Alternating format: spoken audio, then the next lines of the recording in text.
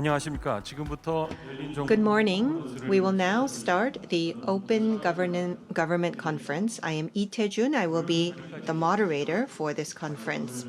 I would like to take this opportunity to thank you for joining us here today, as well as all of the participants who have joined us online. 열린 정부 컨퍼런스 The Open Government Conference is being held in order to bring together Korea and civic societies from around the world, as well as international organizations, to take a look at the past achievements of the policies related to open government and to take a look at future directions. At today's conference, we will start with the opening remarks by the CEO of OGP. We will take a look at open government policies of the OECD, as well as presentations of civic societies and participation of the youth. We will also have a panel discussion inviting experts on strategies for open government. 오픈 거버먼트 We will start with the 2021 OGP Global Summit video.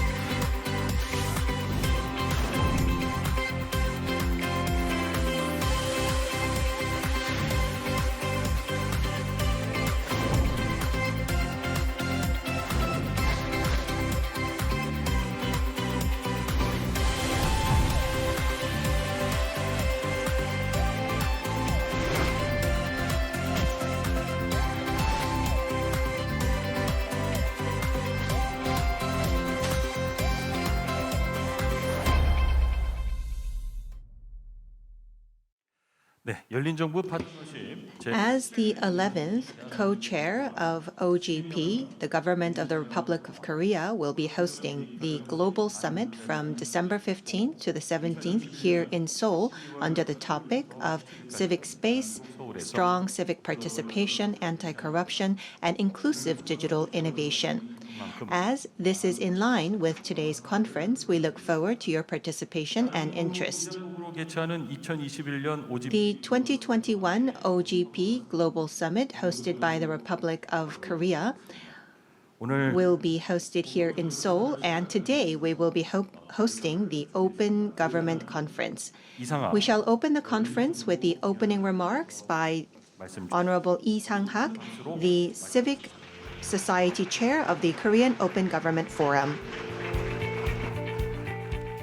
안녕하십니까. Good morning. 이렇게 좋은 가을날 On this great autumn day, 함께할 수 it is great to gather here at this meaningful gathering. It is an honor for me to participate. Despite the pandemic around the world, we would like to take this opportunity to thank CEO Sanjay Pathram of OGP for joining us all the way here today. Thank you to also Mr. Allen. Thank you also to Mr. Bang Jung-gyun, the Senior Secretary to the President for Relations with NGOs, for participating despite your busy schedules. We are preparing for the very important event of OGP Global Summit to be held next month. Despite the difficult time, thank you very much to the members of the Ministry of Interior and Safety for preparing for this conference. Although today is a Saturday, thank you to those who have participated both online and offline, and thank you to all of the presenters and speakers who have joined us from Korea and abroad.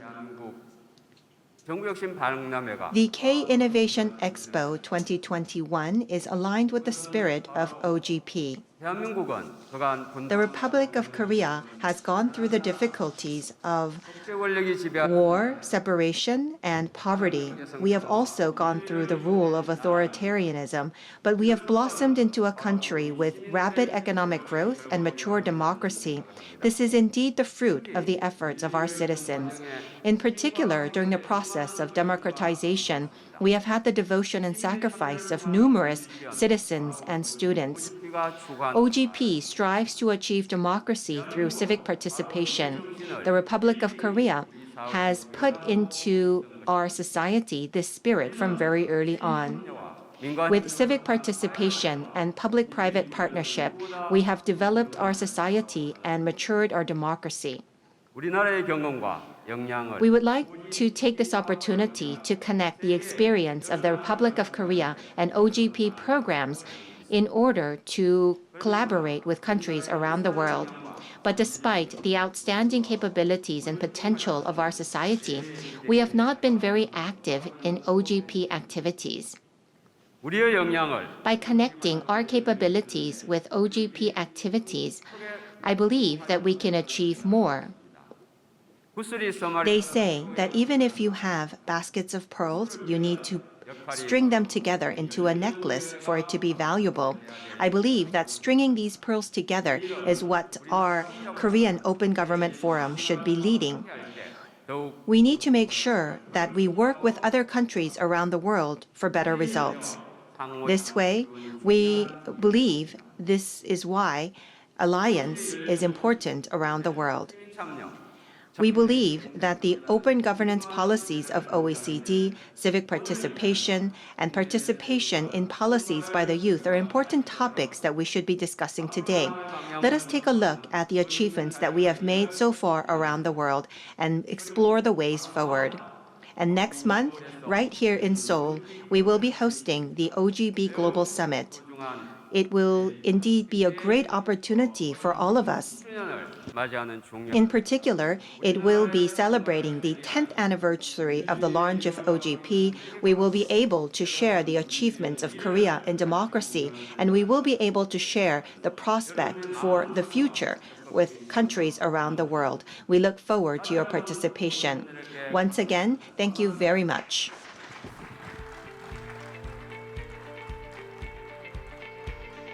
네, 항상 Thank you very much. That was Co-Chair Lee, 민주주의를 향한 who's always working tirelessly towards 역사적 open 가치, governance. He 국제 talked about 연대를 the historic values for international solidarity 다음은 and 방정균 democracy. Next, we would like to hear from Bang Jong-kyun, 모두 Senior 큰 Secretary to the President for Civil Society. Please give him a big round of applause for his congratulatory remarks. 여러분 반갑습니다. Ladies and gentlemen, it is a pleasure to meet you. My name is Bang Jong-kyun. I'm the 2021 Senior 대한민국 Secretary to the President for Civil 열린정부 Society 컨퍼런스 Affairs. I would like to extend my congratulations to you on the hosting of the 열린 Open Government Conference as part of the 2021 Korea 그리고 Innovation Expo.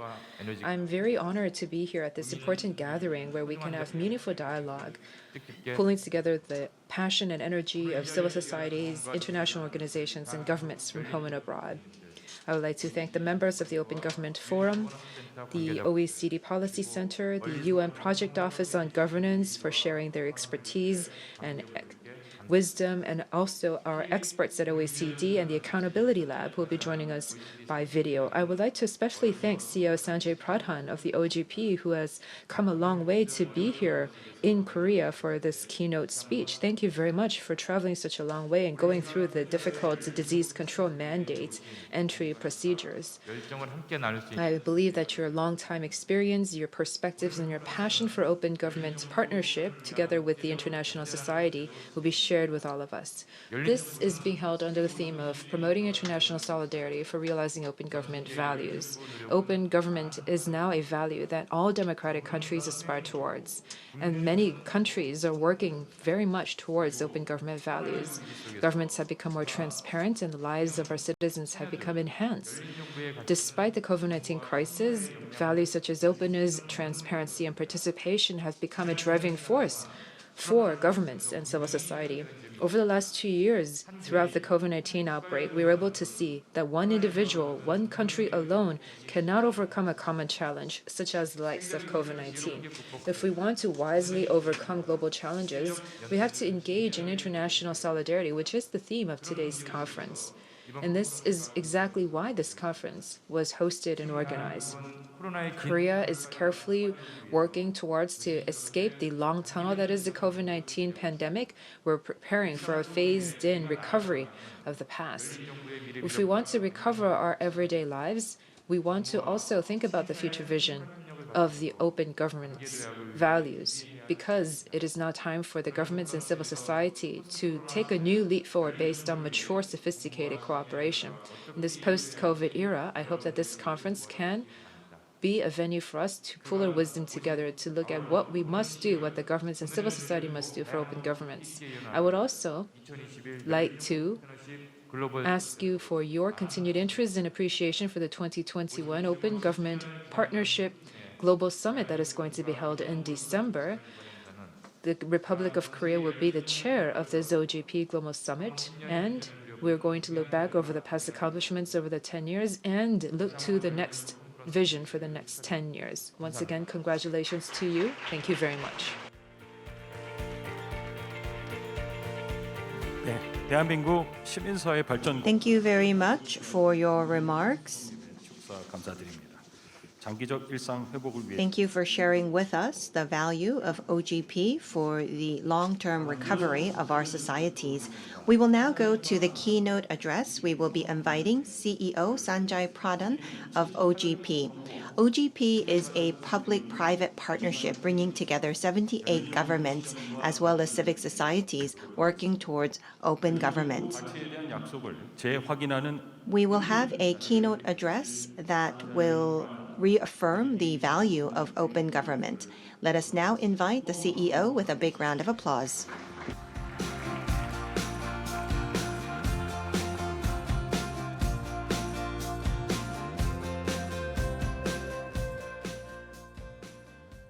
Good morning. Can you hear me? Dear esteemed members of civil society and government here in the hall and online, dear Senior Presidential Secretary for Civil Society, Mr. Bang, Civil Society Co-Chair of the Korea Open Government Forum, Mr. Lee, Director General Cho, and your entire team, thank you so much for organizing this important event.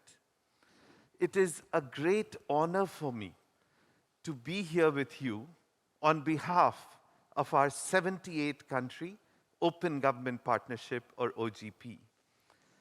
OGP was launched at the United Nations in 2011.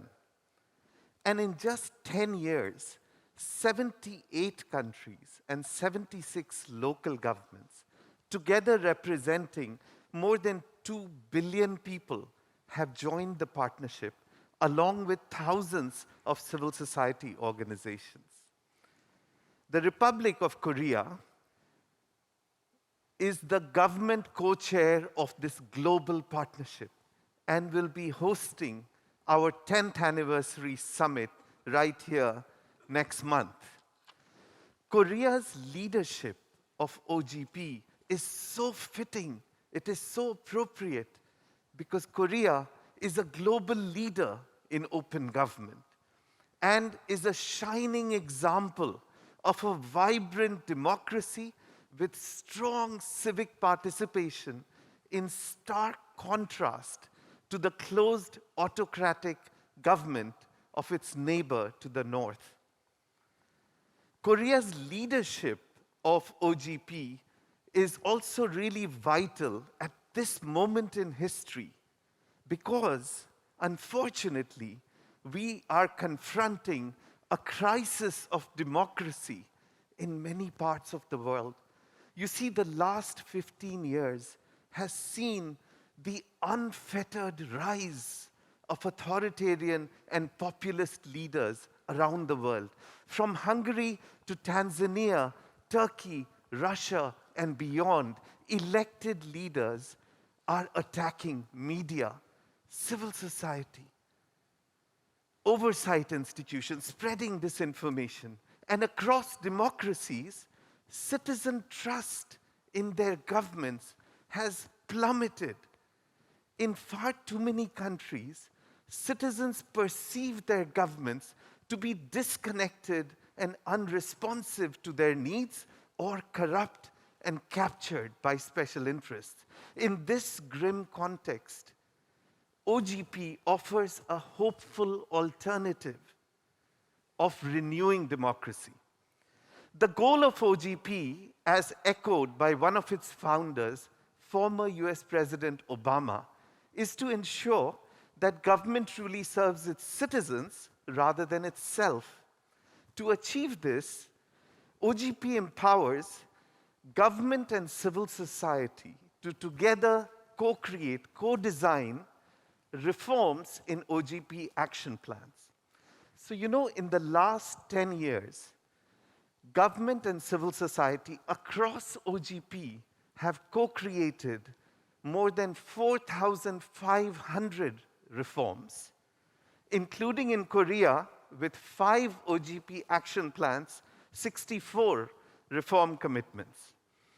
And through these reforms, OGP reformers, such as yourselves, are advancing innovative reforms that can build citizen trust and renew democracy.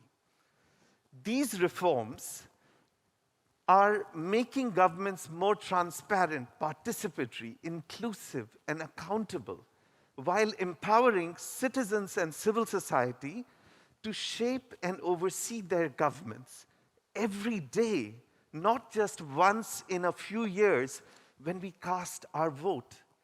We call this democracy beyond the ballot box, beyond elections. So across OGP, reformers such as yourselves are advancing 4 clusters of reforms to renew democracy and build citizen trust. The first cluster of reforms is opening up opaque institutions to build citizen trust and fight corruption. So, you know, globally, governments spend a staggering $13 trillion through procurement contracts. But guess what? Only 3% is published openly. In Ukraine, young reformers decided to use OGP to disclose previously opaque contracts which were captured by powerful oligarchs. And they disclosed these contracts as open data on an online Prozoro platform. Citizens then reported 14,000 contract violations on a Dozoro platform. The government saved $1 billion in 2 years. 80% of the private sector surveyed reported reduced corruption. Korea, of course, has been a world leader in open procurement through its CONEP system, which saved the government $1.4 billion and saved businesses $6.6 billion in costs. Galvanized by such results, 70 OGP governments have committed to open contracting. So you have been reading about the Panama Papers, the Paradise Papers, now the Pandora Papers. These unmask illicit and stolen wealth stashed in anonymous companies. Today, 30 OGP countries, including Armenia, Slovakia, Nigeria, and the UK, are opening up who owns these companies, allowing journalists and activists to follow the money to ensure, for instance, that those massive COVID-19 bailouts are not captured by the politically connected. The second cluster of reforms is engaging citizens to shape and oversee policies and services that impact, that touch their lives.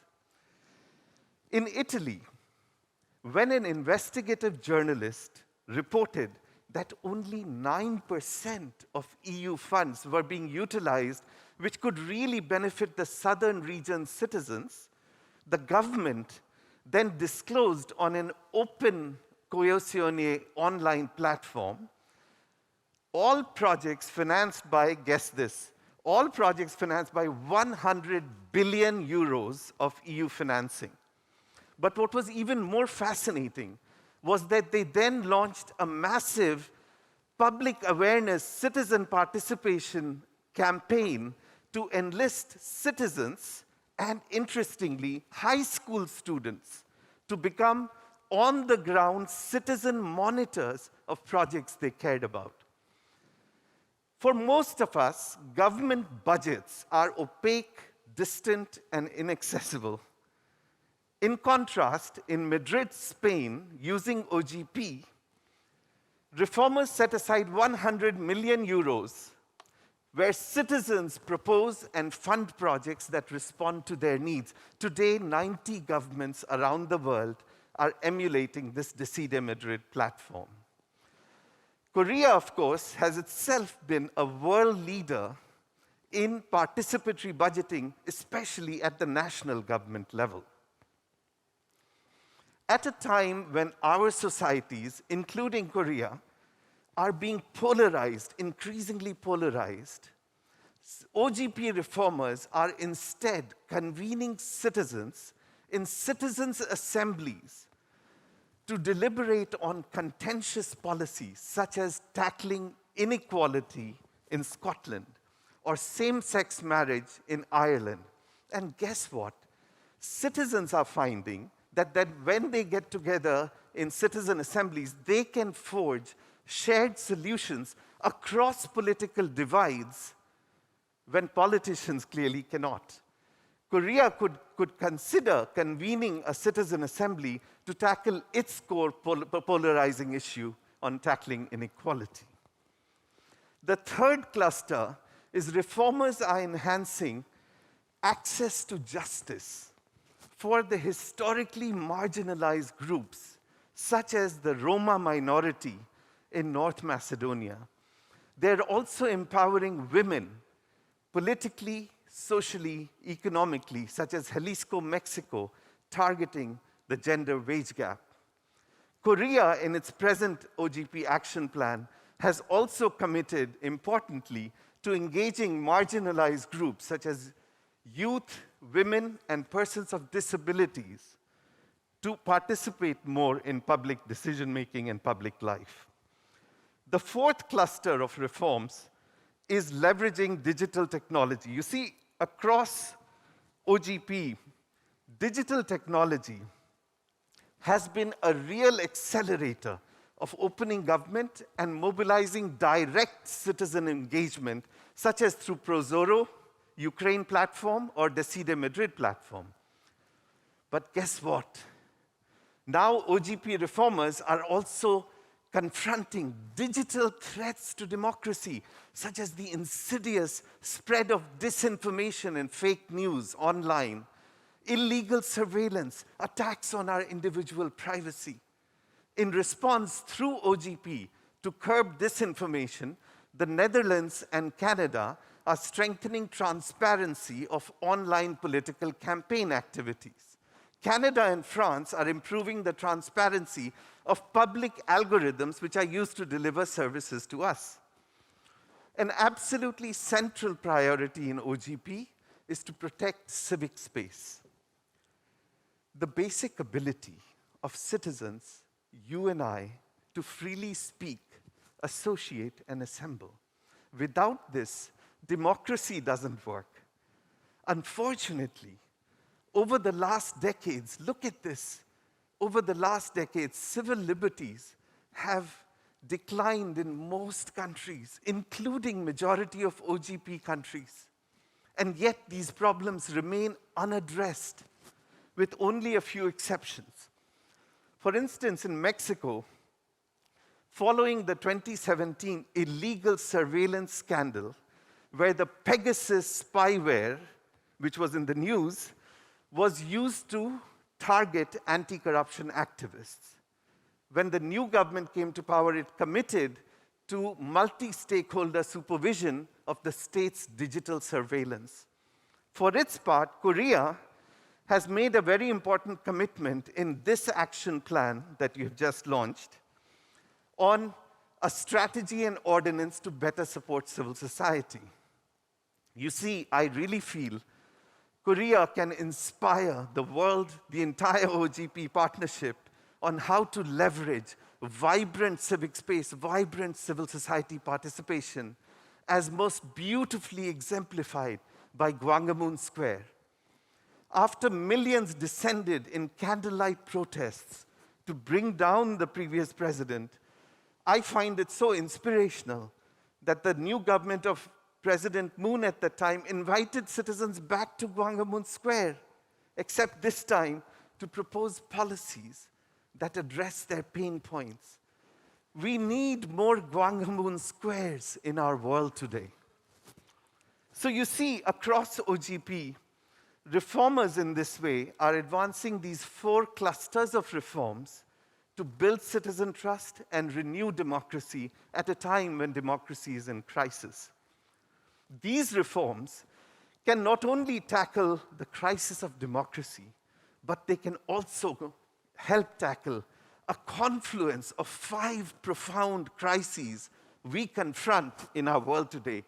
There's the crisis of democracy, but also the pandemic health crisis, the global economic crisis, a crisis of inequality of income, race, and gender laid bare, and a climate crisis. Each of these crises are too big for any government or any group to tackle alone. Open government approaches are essential because they galvanize collaborative actions between governments and citizens, which Korea symbolizes so beautifully, between governments and citizens as partners in a shared endeavor. So for instance, to tackle the COVID-19 healthcare pandemic in Korea, Taiwan, and New Zealand, open government approaches which were relying on reliable, proactive, transparent disclosure of information and risks to citizens in Korea, Taiwan, and New Zealand built citizen trust. So citizens were then inclined to listen to the healthcare advice of government, and this saved lives. In contrast, in Iran, China, and the US, the initial political denial delayed the disclosure of risks and cost lives. Now, to ensure a better recovery from the pandemic, we need open budgets, open contracts from the massive COVID-19 stimulus packages to ensure they reach the intended beneficiaries. In Colombia, the government disclosed its COVID-19 stimulus package as open data, and then interestingly empowered citizen auditors to track this money to ensure it was reaching its intended goals. So you see, in this way, you can see that courageous OGP reformers are advancing innovative reforms to help tackle the societal crises. Our collective imperative is to scale up these reforms, the kinds of reforms I was discussing, so they match the scale of the challenge we confront. And this is our call to action for all OGP reformers across the partnership as we head into the global summit which Korea will host. So our call to action is the following. At a time when citizen trust in democracy has plummeted, let us join forces to build a citizen-centered democracy instead, by scaling up participatory policymaking and budgeting, by scaling up citizens monitoring public services, by making budgets, contracts, company ownership open to citizens, at a time when democracy is under threat and under attack. Let us join forces in making democracy resilient by safeguarding civil liberties, media freedoms, combating disinformation. At a time when societies are struggling with the pandemic, let us join forces to ensure a just and effective recovery by making all COVID-19 stimulus, safety nets, vaccines open for citizen monitoring. At a time when societies are wrestling with worsening inequality, let us join forces in empowering marginalized groups at the bottom of society and reining in the abusers of power at the top by combating grand corruption. At a time when climate change is ravaging communities, let us join forces in tackling climate change by arming citizens with critical information on climate risks, as Argentina is doing, and empowering citizens to shape bold climate actions, as Ecuador and Mexico are doing. And I was very impressed to learn just now how President Moon's declaration of ambitious climate targets at COP has similarly been informed with citizen input. That's what we want to see. To advance this ambitious agenda at the global summit which Korea will convene, we need to bring together a stronger, refreshed coalition for democracy to push back against the rise of authoritarian leaders who are spreading their authoritarian playbook across countries. We had a glimpse of such a coalition last year at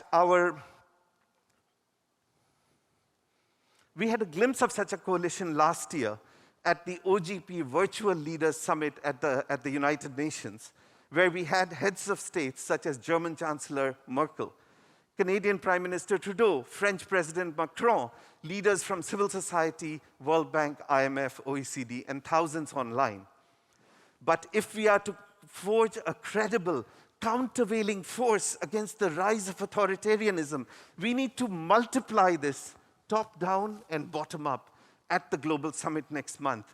You know what's so exciting is that Korea has invited 21 OGP heads of states to participate in the OGP Global Summit. This will be the largest gathering of heads of states of any OGP Global Summit coming together to renew democracy. And let us join forces in forging stronger partnerships with vital global initiatives such as the SDGs or the Biden Summit for Democracy in December also, by positioning OGP as the implementation arm of these vital initiatives with the country action plans. To advance this coalition, we need high-level leadership, political leadership, championing democracy on the global stage, which has been missing in recent years. And that is why President Moon's visible participation at the Global Summit will be so exciting and so important in sending a powerful signal to the world, in energizing reformers and activists who are fighting for democracy under very difficult circumstances. President Moon's visible participation will energize us all. You see, at a time when authoritarian leaders like Hungary's Viktor Orban are proudly proclaiming the end of liberal democracy, we need more OGP heads of states, ministers and mayors speaking out in democracy's defense and showing, as President Moon does, through the power of example, how a renewed citizen-centric democracy can deliver better results. So this combination of coalitions, leadership, and bottom-up citizen pressure through civic participation and civil society can together galvanize a movement, top-down and bottom-up. And this is our vision for OGP for the next decade. Transform OGP from a mechanism to a movement, from a global platform to a global movement to renew democracy, to deliver better results for citizens. Now, you may say this is impossible, but in closing, let me share with you an example from nature that makes the impossible possible. This is a phenomenon of starlings. You see, starlings are these small birds. They are vulnerable to prey from the falcon, the predator, which is much bigger and can swoop down and swallow them up. But at dusk, hundreds and thousands of starlings make a formation in the sky known as murmurations. These murmurations have a function. The function is to drive the falcon away. And lo and behold, you see the awesome power of the collective. You see, individual citizens are like the starlings. They vote, but beyond the ballot box, they feel helpless and hopeless in the face of corruption, authoritarianism, climate change, exclusion. But we have seen in Gwanghwamun Square, candlelight protests by citizens bring down the very president. We have seen in Ukraine, young reformers join forces to take on powerful oligarchs to open contracts for citizens. We have seen in North Macedonia, reformers and activists reach out to serve the most vulnerable in society. As traditional champions of democracy retreated, the grand falcon of authoritarianism gained strength. With 78 countries, growing number of local governments, and thousands of civil society organizations, OGP provides a global platform to forge ever more powerful murmurations, to renew democracy for and with citizens, to forge a countervailing force against the rise of authoritarianism, to serve as a bulwark, a beacon, a bastion for reformers and activists under siege, to empower ordinary people to shape and oversee their government, to ensure it serves them rather than itself, to deliver on that precious, precious promise, a government for the people, of the people, by the people. Thank you.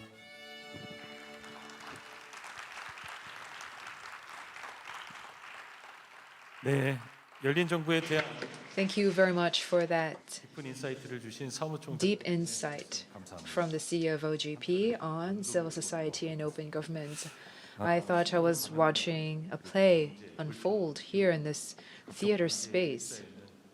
We are currently facing so many challenges, such as climate change and authoritarianism, but open government values, the principles, the strategies could allow civil society and the government and the people to come together to try to overcome these global challenges that lie ahead of us. 시민과 Now we would like to hear more 열린 정부 활동에 대해서 about the activities of the people, of the youth, and of the different institutions. And our first presentation is going to be given by someone in France, in the OECD headquarters. 민주주의와 시장 경제의 It's 안정과 going to be talking about 고민하는 what their work is done. It's an important international organization looking at economic prosperity and different other well-being prosperity for the people. We'd like to hear from Alessandro Bellantoni, the head of the OECD Open Government and Civic Space Unit. We'd like to meet him via video. Dear participants, my name is Alessandro Bellantoni and I'm the head of the OECD Open Government and Civic Space Unit. It is a great honor to be here with all of you, even if it is only virtually. And I would like to warmly thank the Ministry of the Interior and Safety of the Government of the Republic of Korea for the invitation to the Korean Government Innovation Expo. The OECD and Korea share a long tradition of working together on open government issues, and I'm very pleased to be able to present our work to such a distinguished audience. Let me start by saying a few words about the OECD and our work on open government.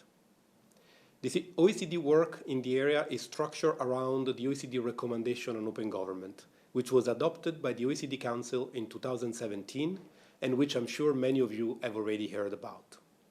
To date, the recommendation constitutes the first and only internationally recognized legal instrument in the field of open government. I'm proud to say that the Republic of Korea actively contributed to shaping this important milestone. The recommendation defines a set of criteria for the design and implementation of successful open government reforms and has allowed countries to push the boundaries of their open government agendas. It is these new boundaries of the global open government agenda that I want to talk about now. In particular, I see 5 key policy trends that have emerged over the past few years and that will shape the future of open government.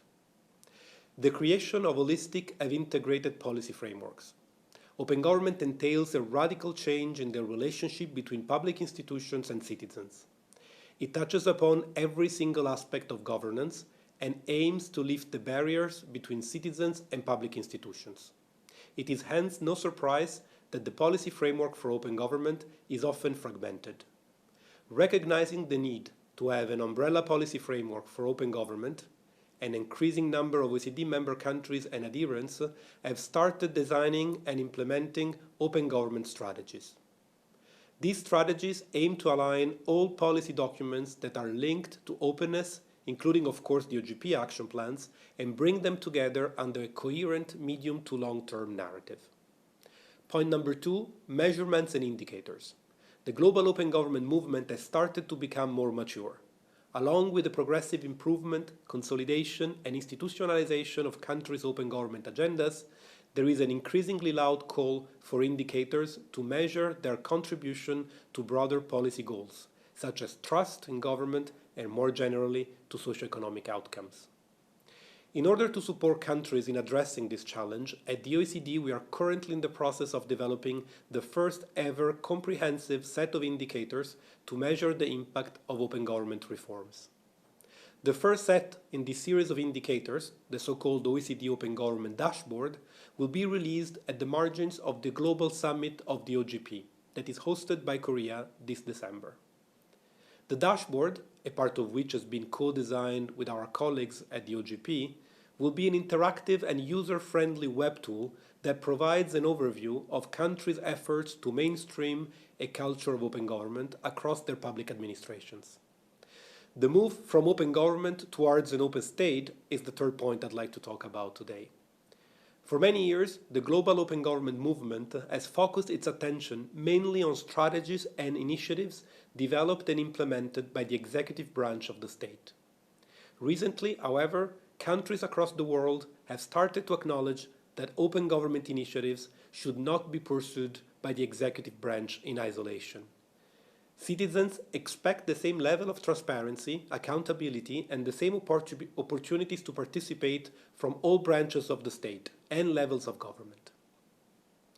The OECD developed the open state concept in 2015 and has been actively supporting countries in their open state agendas ever since. We are very happy to inform you that we will soon launch a new work stream on open parliament, implemented in close collaboration with our colleagues from the Open Government Partnership, and that we are putting in an increasing focus on open government policies and practice at the subnational level of government. Protecting and promoting civic space is also a priority for the OECD. A healthy civic space is a precondition for a facilitator of open government initiatives.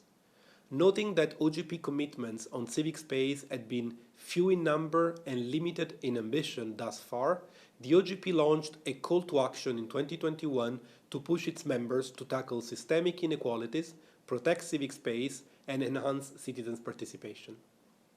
At the OECD, we fully agree with this approach and urge countries to not leave civic space behind when forging ahead to strengthen their open government agendas.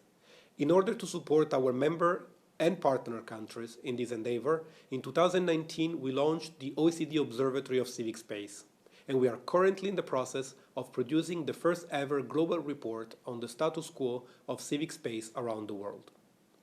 A bigger focus on two-way communication with citizens amid a complex information ecosystem is the topic that is now being discussed at the OECD as a priority. Experiences from the COVID-19 pandemic have highlighted the importance of the flow of information and government's role in providing transparent and trustworthy communications to contrast a wave of misinformation about the virus and the vaccines against it. Now governments are looking to go beyond the simple dissemination of information and building new avenues for a dialogue with citizens, and our forthcoming international report on public communication illustrates the principles to guide this transition. Now, I would like to stop it here. I would once again like to thank the government of the Republic of Korea for its commitment to the global open government agenda.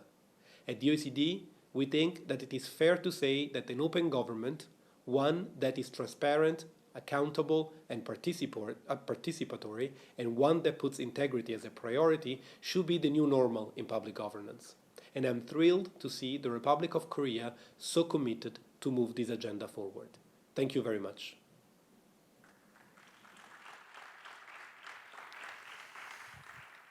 네, 감사합니다. 한국과 Thank you very much. Korea and OECD have been partners for a very long time, in particular collaborating on the front of open government. 오늘 민주주의와 시장 경제 It was a great opportunity to listen to the 다양한 사례 공유, importance of open government in economy and society. Thank you very much. Let us now go on to Mr. Kwon Oh-hyun, member of the Korean Open Government Forum, who will present to us under the topic of civic cooperation and democracy led by citizens. 네, 안녕하세요. 네, 저는 사회적 협동조합 Good morning. I am from Party, which is a social co-op, and my name is Kwon Oh-hyun. I am also a member of the Korean Open Government Forum. 이전에 Last year, due to COVID-19, we have not had opportunities to share what we have been doing, and so I would like to take this opportunity to talk about how to create a citizen government partnership, as well as what we need to do for open government. Digital democracy, are you used to this concept, or do you feel like there is still a long way to go? I don't know what you imagine, but let's think about digital democracy. 아까 이제 말씀해주신 것처럼 As we have already heard, 우리 사회에는 various stakeholders 어떤 기관을 live within our society. So democracy within a institution or the power of citizen toward a certain institution continue to interact, and I believe that we need to create this ecosystem of cooperation and trust, and creating that ecosystem is the core of democracy. But as you're well aware, and as many people are concerned about democracy these days, 만들어 나가야 하는 시기. we are at a point in time where we need to have better democracy, but it seems that things are becoming less transparent, less open, and we see that there is less communication that is democratic, and that is why there is the lack of trust about the process and results. We say that we communicate, but it seems that public communication is not operating well. And many people try to express their opinions, but we see more incidents of hate and aggression, and we also see a prevalence of rumors and manipulated disinformation that actually sometimes leads to infringement of privacy.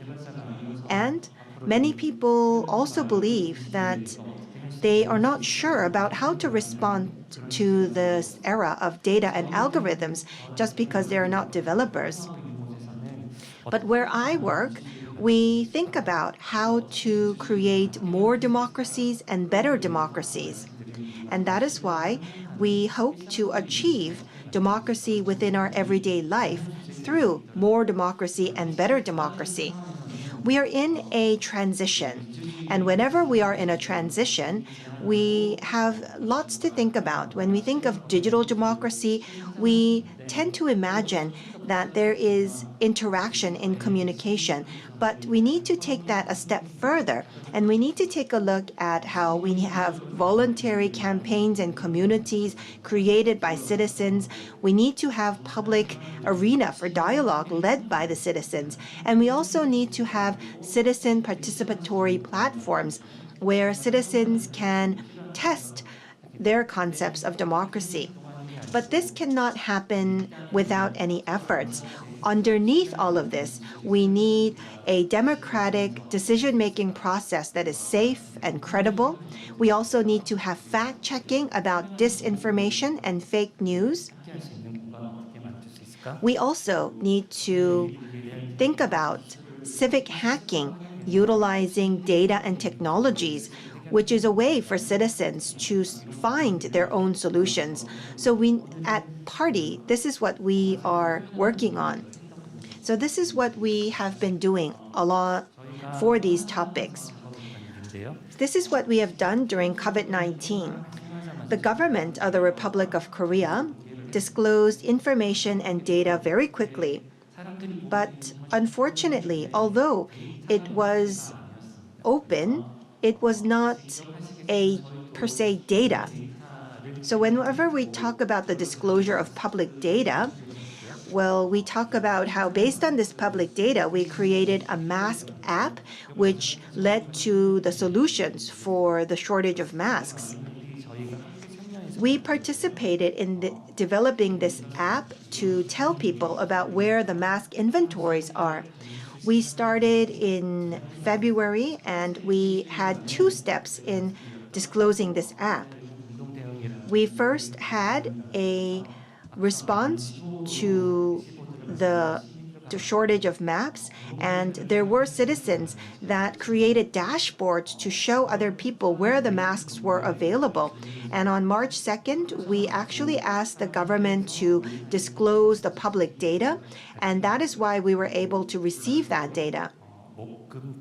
And quite amazingly, in just 3 days, the public sector and citizens got together to develop a complete app in just 3 days. And we responded to COVID-19 together.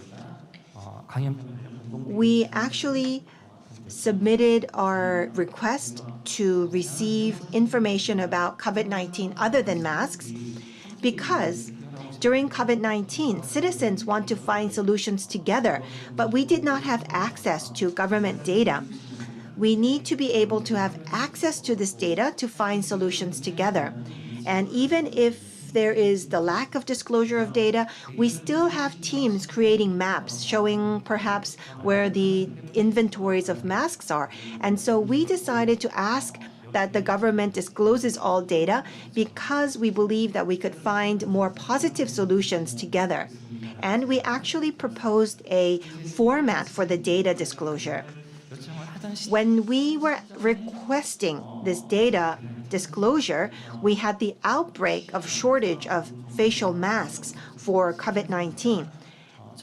And so as soon as the government started the public policy for masks, we were able to participate in a task force to create a collaborative app. So at that time, the government promised to disclose information, and so we actually gathered together the developer communities to develop the app together. So on March 6th, 100 developers gathered together, and towards the end, 200 to 300 developers gathered to create this app together. We were not creating this single app together, but individually, we started to create apps that would be possible based on the disclosure of information by the government, and we created a handbook about how you can utilize the mask APIs and how you could receive help from government servers. And along with the government, we created a channel of dialogue. And in the 3 short days that we had to develop the ads, over 200 developers participated in the development of the app. And so that is why we were able to finish the development in 3 short days. And on the Tuesday after the weekend, we were able to announce the release of the app, and we actually released a public app for mask inventories on Wednesday. And in this process, we had the collaboration of civic hacking with companies, the government, and pharmaceutical companies. And so you could see that during this process, we were able to see the participation of citizens. The citizens who participated in this process collaborated with the government for the first time, and they were quite pleasantly surprised that the government was willing to disclose all of this data. And they also realized that they were able to create the apps together. And many of those who were using apps complimented them about this app that was created through the collaboration. And so they were very satisfied with the app that they have created, and we have been able to boost citizen confidence for the government. And we have taken this a step further to title it Code for Korea. This is a civic hacking network. We also conducted another project last year, and this was related to the recording of those who visited certain locations. So if you would visit a certain location, you would have to write down your personal information so that the government could check who went to which place. And we believe that this was an infringement of privacy. So we actually wanted each person to have their own identity PIN number that they could use so that they don't have to disclose their personal information. We actually invited 7 people who participated in the development of this process, and even a high schooler participated in this process. We also have the disclosure of personal assets for high-level officials, and we wanted that data in the format that we wish to see so that we could efficiently use this data. So this was one way that we are communicating with the government to find a way to disclose government information and data that can be used by the citizens. So that is what we have done thus far at our organization last year. And I would now like to share with you our organization. 공익 데이터 액티비즘에는 작업을 하고 First of all, we work on data for good, which is a public data activism. 어떤 작업 Based on public data, what can we do with this? We started to experiment. Citizens who are not familiar with data, what could they do with publicly disclosed data? Of the public data, there is information about playgrounds. And so we use this public data on playgrounds to create a map of playgrounds that were friendly for children with disabilities. And so citizens used public data about playgrounds to create this map for children with disabilities. 해보니 And in the process, the first hurdle that we went through was that the data was available. So the data had information about the location of the playground and also about the facilities available for the playgrounds. But there was no standards available for playgrounds that are friendly for children with disabilities. And so we had to come up with that standard first. And then when we came up with that standard, we found that not many playgrounds were friendly for children with disabilities. This is a map for the district of Gangseol that we mapped the playgrounds that are friendly for children with disabilities by different rankings.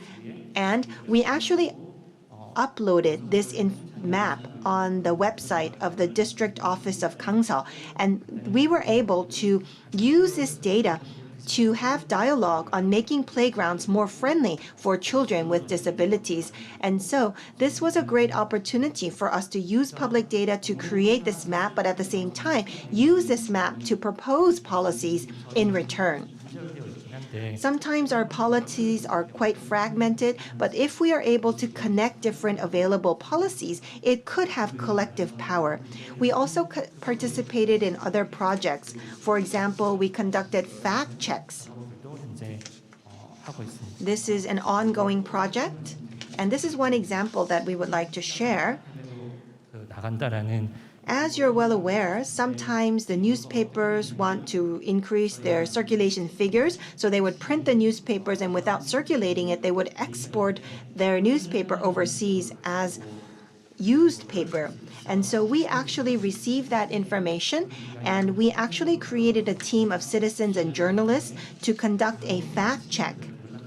We interviewed relevant people in the industry and in the government, and based on these interviews, we were able to check that this was a fact, and because it was a fact that we had checked, it was then reported by a major media in Korea. And so this was a project where citizens and journalists participated in the fact-checking. At Party, this is another project that we conducted. This is the last project that I will be sharing with you. Democracy is currently at a stage where we are moving from participatory democracy to deliberative democracy. So we will need to participate in the process of public dialogue. And in this process of public dialogue, we will need to have more people participating in the dialogue itself, as well as the decision-making process after the dialogue. So we have to take a look at what kind of data is available, what kind of discussions are possible, and we also need to have a space where citizens can test ideas that they have. And this is something that the Korean government has attempted in the past, but it was not connected together. For example, in the playground example, we were able to get access to the information, but there was no connection between that data and the proposal of policies. And so now we need to connect all of these fragmented pieces together to complete the process of deliberative democracy. And in that process, one implication that we would like to share is this. Open data and open government is more important than ever before when we are moving into deliberative democracy. And because the disclosure of information is available in Korea, we are able to use this data to make public proposals of policies. We also see that in other countries, open cities campaigns are ongoing, for example, utilizing cities as a development tool to come up with policies. And so this is another area that we can work on in Korea. The citizens should be able to access this information and access technologies to participate in such platforms related to algorithms. We should not just think that because the government made it, the algorithms are all good. We need to take a look at the standards for the technologies that went into these algorithms, and also the data. As other people have mentioned, citizens are not just beneficiaries. They're not just the target of job creation. Citizens should be seen as a true active participatory player for democracy. We need to make sure that citizens are able to participate in democracy so that we can deepen the values of democracy in each of our society through open data and open government, as well as policies with the participation of the citizens. And I look forward to such values being taken root in our societies. Thank you very much. 열린 정부 파트너십의 Thank you for sharing with us the operation model of the open government policies and partnerships. Thank you for sharing your successes and projects. And thank you also for working for a more mature democracy. Thank you for that insightful presentation. 발제를 듣도록 하겠습니다. We will now move directly into the third presentation, which is from Accountability Lab. This is an international organization dedicated to the youth. And we'd like to hear from Blair Glenclose, the Executive Director of Accountability Lab, who is going to tell us about global youth policy participation and representation. We'd like to meet him by video.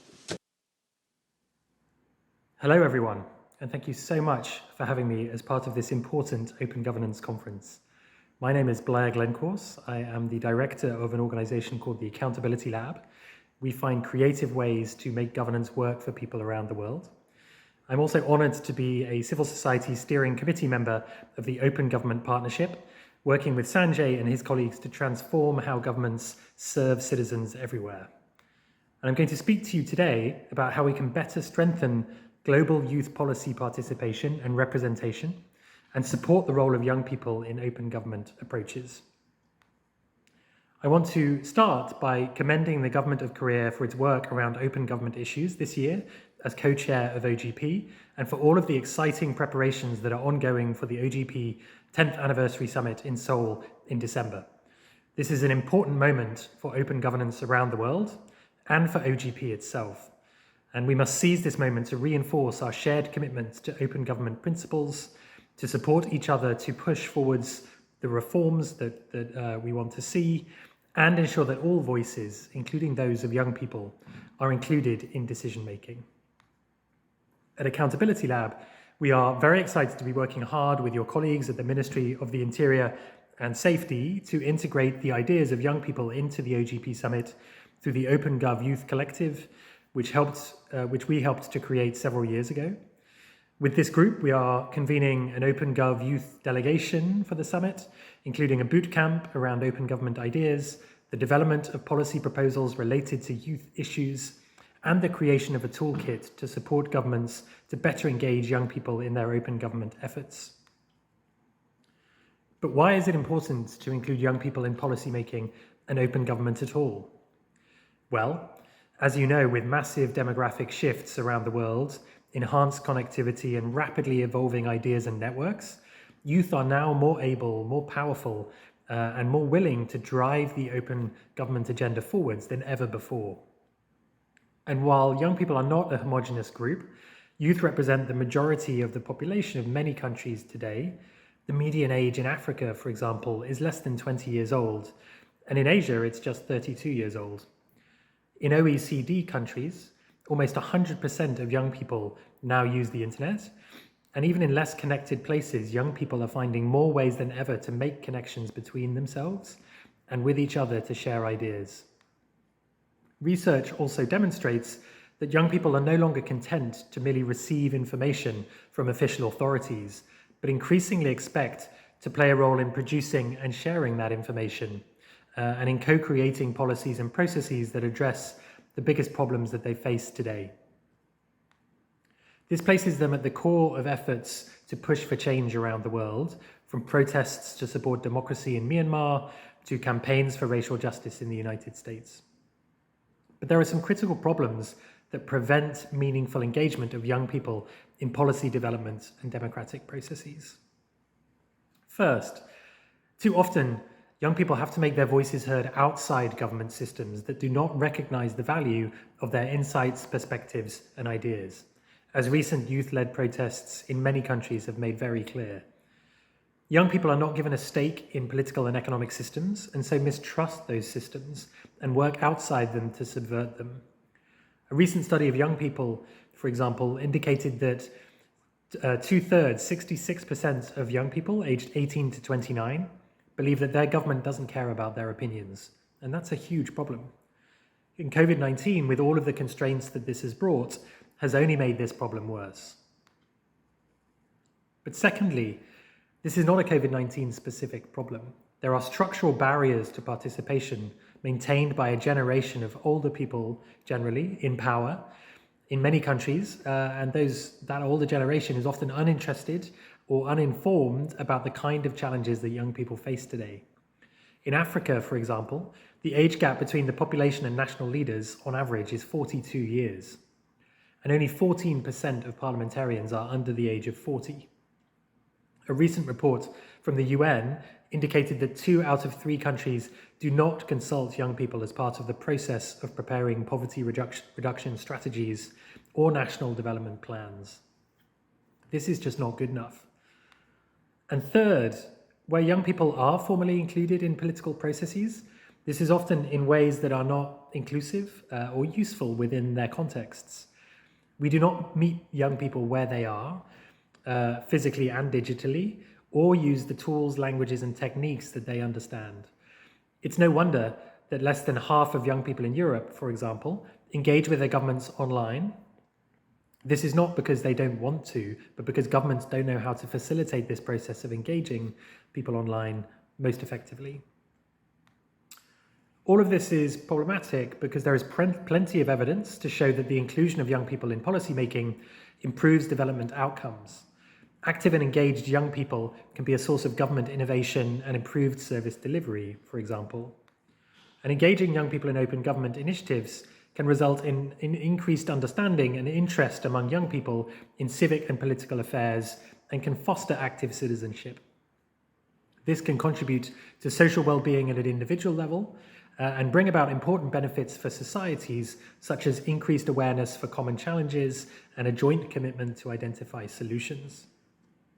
At the same time, young people point out that these issues are clear priorities for them. The My World study a few years ago had good governance and effective institutions ranked 4th on the list of priorities of people aged 16 to 30. And in almost every conversation that I have with young activists around the world, I hear open government topics like digital governance, anti-corruption, and the rule of law as key priorities for them. So what can governments do to strengthen youth participation and representation in policymaking? Luckily, OGP has a wealth of experience in this regard, with a variety of member governments at the national and local levels making commitments that relate to young people in one way or another. For example, in Uruguay, through the National Youth Institute, the government has committed to create a National Youth Council with elected youth representatives for formal dialogue with policymakers. In South Cotabato in the Philippines, which is a local government, the government has developed a new commitment to create an open government youth ambassadorship program through which at least 50 youth ambassadors will be trained on open government values, processes, and best practices at the local level.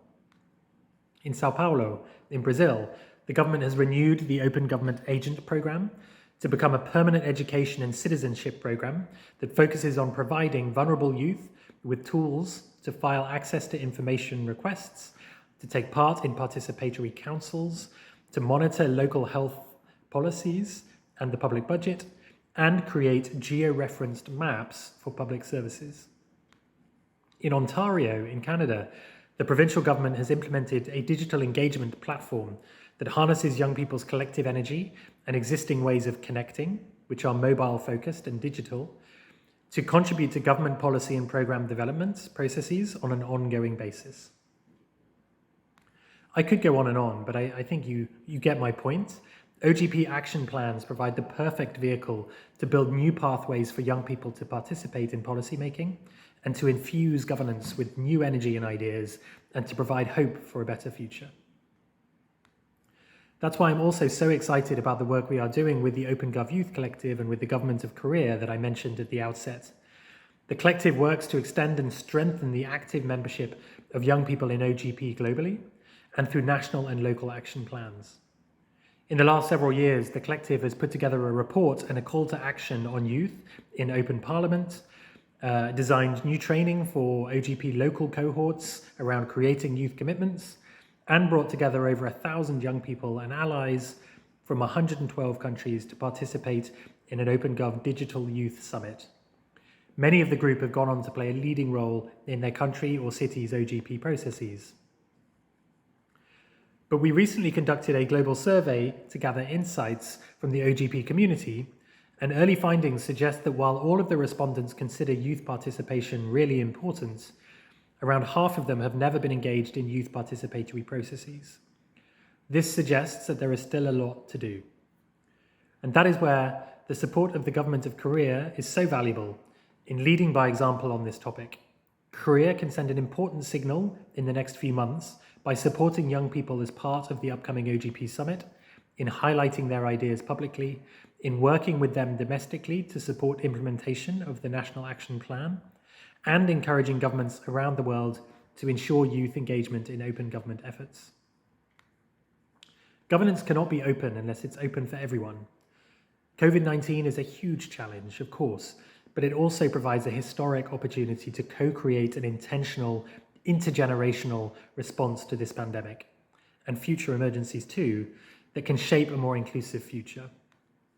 Currently, the response to this virus is leaving too many young people behind and not allowing them to channel their ideas effectively into policy responses. To engage young people in open governance, we need to find new ways to reach these audiences, make their voices heard, prioritize their concerns, and include them meaningfully in political systems and policymaking. Open governance and OGP is the way to do that. Thank you so much.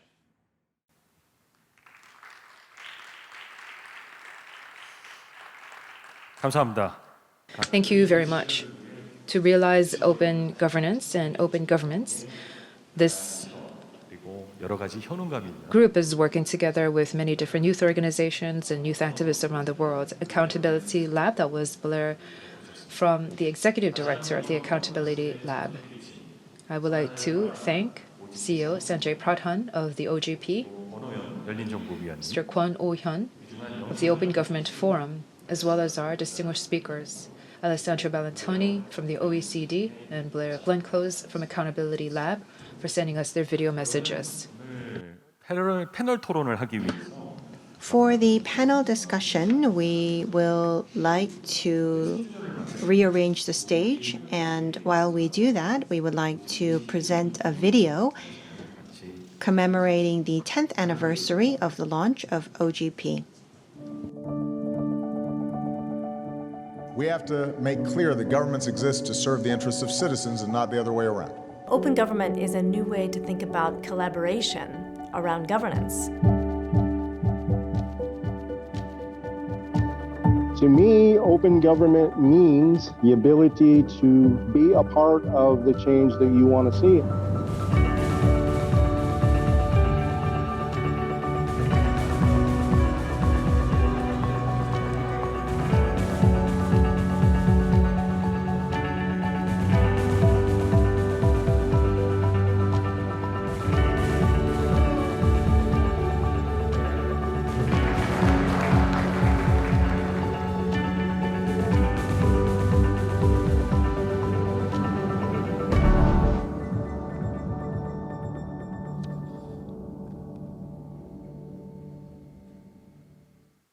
What will it take to solve the biggest challenges of our time? What will it take to include everyone's voice in how decisions are made? We need an idea that's bold and ambitious, with people at its heart. That idea is open government. An open government is transparent, inclusive, participatory, and accountable. So governments don't just serve themselves, they work with citizens both in and out of government to develop smarter policies and improved services that make things better for everyone. And we all get to see how decisions are made, ask questions, and hold power to account. People like you are using the Open Government Partnership to create and implement thousands of initiatives that are transforming societies around the world. Open budgets and contracts are ensuring that money isn't lost to corruption. Having a say in public services has let citizens shape the communities they live in. Equal access to the justice system and public information is open to everyone, especially the most vulnerable. The potential of technology is harnessed while safeguarding against digital threats. And our fundamental freedoms are strengthened, letting us voice our needs and concerns safely. OGP provides a platform for reformers to co-create solutions, monitor progress, and share knowledge with peers across the globe. But for this to work, we need more reformers in government to open new doors, allies outside government to help find ambitious solutions, and partners around the world to support these efforts. We need you. Join us in building a better, more open world.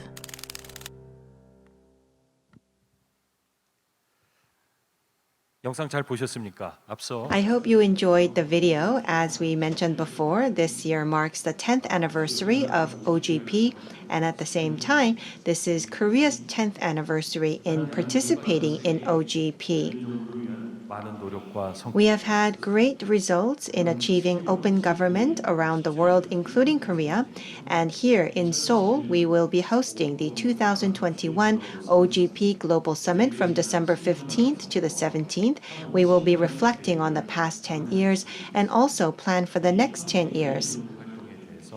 And it will be a great opportunity to learn about the open government activities of Korea. We look forward to your interest in the December OGP Global Summit. One of the topics for the Global Summit is citizen participation and civic space.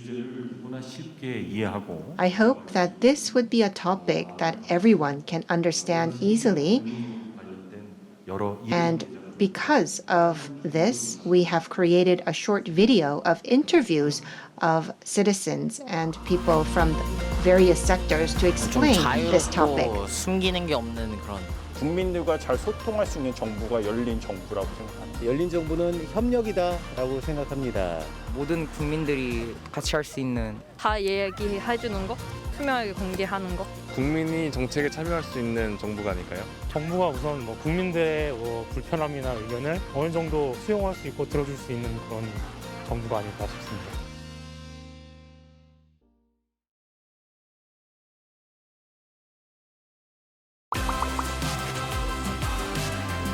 현장에서 일하거나 그런 사람들의 의견이랑 그 정책이랑 또 어긋나는 부분이 있을 수 있으니까 직접 선택한 결과니까 자신이 더 책임을 지지 않을까 싶습니다. 내가 얘기해가지고 좋아질 건 없겠지만은 그래도 하고 싶은 말을 하면은 속이라도 시원할 것 같아요. 서민들의 현장 그리고 실생활 일부분들은 대의를 반영하지 못하는 부분이 분명히 있을 것 같아서 충분한 의견 수렴이 필요하다고 생각합니다.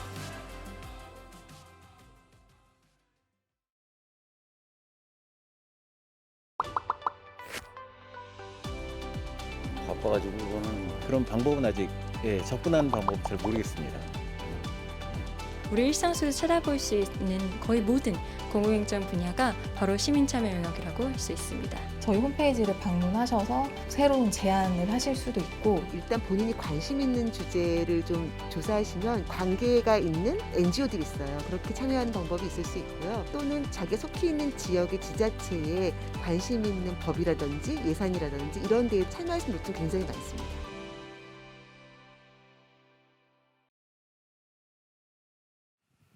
네, 이제 오늘 마지막 We will now go to the last part of this conference. We will have a panel discussion on the future strategies of open government.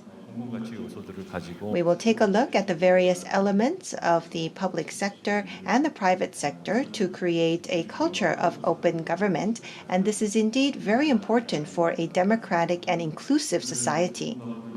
We have a gathering of experts on this panel today. We will take a look at the future plans and strategies for an open government, and we look forward to joining them on this journey. We have invited experts from international organizations, civic societies, and the academia. The panelists that we have on stage are those who are working on site for open government partnership, and they have indeed created various results for open government partnership. Let me take this opportunity to introduce the experts who have joined us today. And from my left, I would like to start. We have with us Director General of Public Governance Program, Ms. Lee Hyun-jung of OECD Korea Policy Center.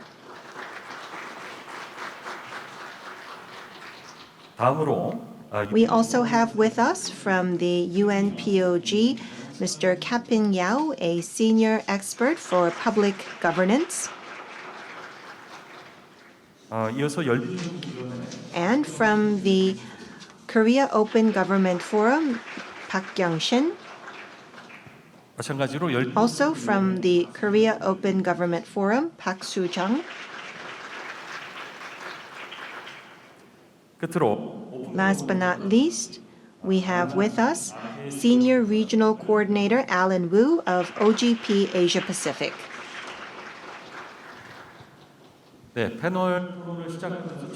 In starting the panel, the first question goes to all of the panelists here today. And we will start the first round of answers with Director General Lee. It's a question that goes to all of the panelists. The international society is now living in the post-COVID-19 era, or the with-COVID era. And we believe that we need to change the relationship between citizens and the government. And so how should we deal with these changes, and how should we maintain these relationships?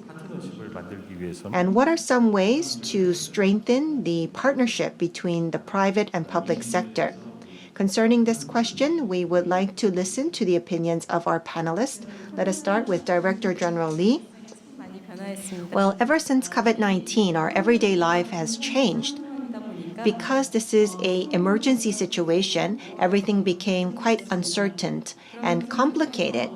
Against this backdrop, it seems that the distance between the citizens and the government became closer than ever before. In order to respond to this situation, we need active communication between citizens and the government. We need to make sure that the citizens are able to communicate their issues directly and actively to the government, and the government needs to actively support the solutions for these issues. And to facilitate communication, the government needs to create numerous platforms that provide access, and we also need to have a very flexible and agile culture within the government. If we take a look at C-Lab of Samsung or various other venture organizations within large companies, I think that is something that the government can benchmark. Up until now, 9 ministries have created 19 venture-like organizations within their ministry. For example, the Ministry of Transportation and Infrastructure has created an organization to take a look into drone delivery, and the Korea Weather Forecast Organization created an AI platform that they are testing with. Incorporating these innovative ideas into government organizations will lead to a more flexible culture within the government, and it would lead the way to open collaboration. Within the OECD, we believe that the future collaboration between citizens and the government needs to be approached from the issue of open governance. This actually calls for a complete restructuring of the relationship between the citizens and the government. As you're well aware, there were great examples of collaboration with the private sector and the citizens during COVID-19, such as utilizing the COVID-19 vaccines that have not been utilized. Thank you very much. Next, we'd like to hear from Mr. Kapin Yao of the UNPOG, please. Thank you, moderator. Actually, during the COVID-19, the open government data by member states play a very instrumental role for the effective response to the COVID-19. It play a very important role for the information sharing, monitoring, and effective civil engagement. And also the open government data, the designated portal for the COVID-19, really help enhance the public trust and also help do the risk communications. Yeah. And also what's more important is that during this process, in response to the COVID-19, the government are relying more on the open data and the big data analytics for the data-driven decision making. And also from the citizen side, that demands more faster real-time data. So, and also they request also for the more disaggregated data on the vulnerable populations, so that the citizens want the government to highlight those kind of special needs and special vulnerabilities of those kind of vulnerable populations. Yeah. And the next is that the government also needs the support from society, especially from the private sector for the digital solutions. You know. So the government provide more data, and also on the other hand, the private sector also, they can provide some so-called citizen-generated data, so they can also support the government decision-making. Yeah, thank you. 네, 감사합니다. Thank you. We will now go to Ms. Park Kyung-shin for your answer. COVID-19보다도 좀 전략적인. Well, rather than talking about COVID-19, I would like to approach this from a strategical aspect. 처음 시작할 때부터 From the very beginning of OGP, I have continued to request this to the Republic of Korea.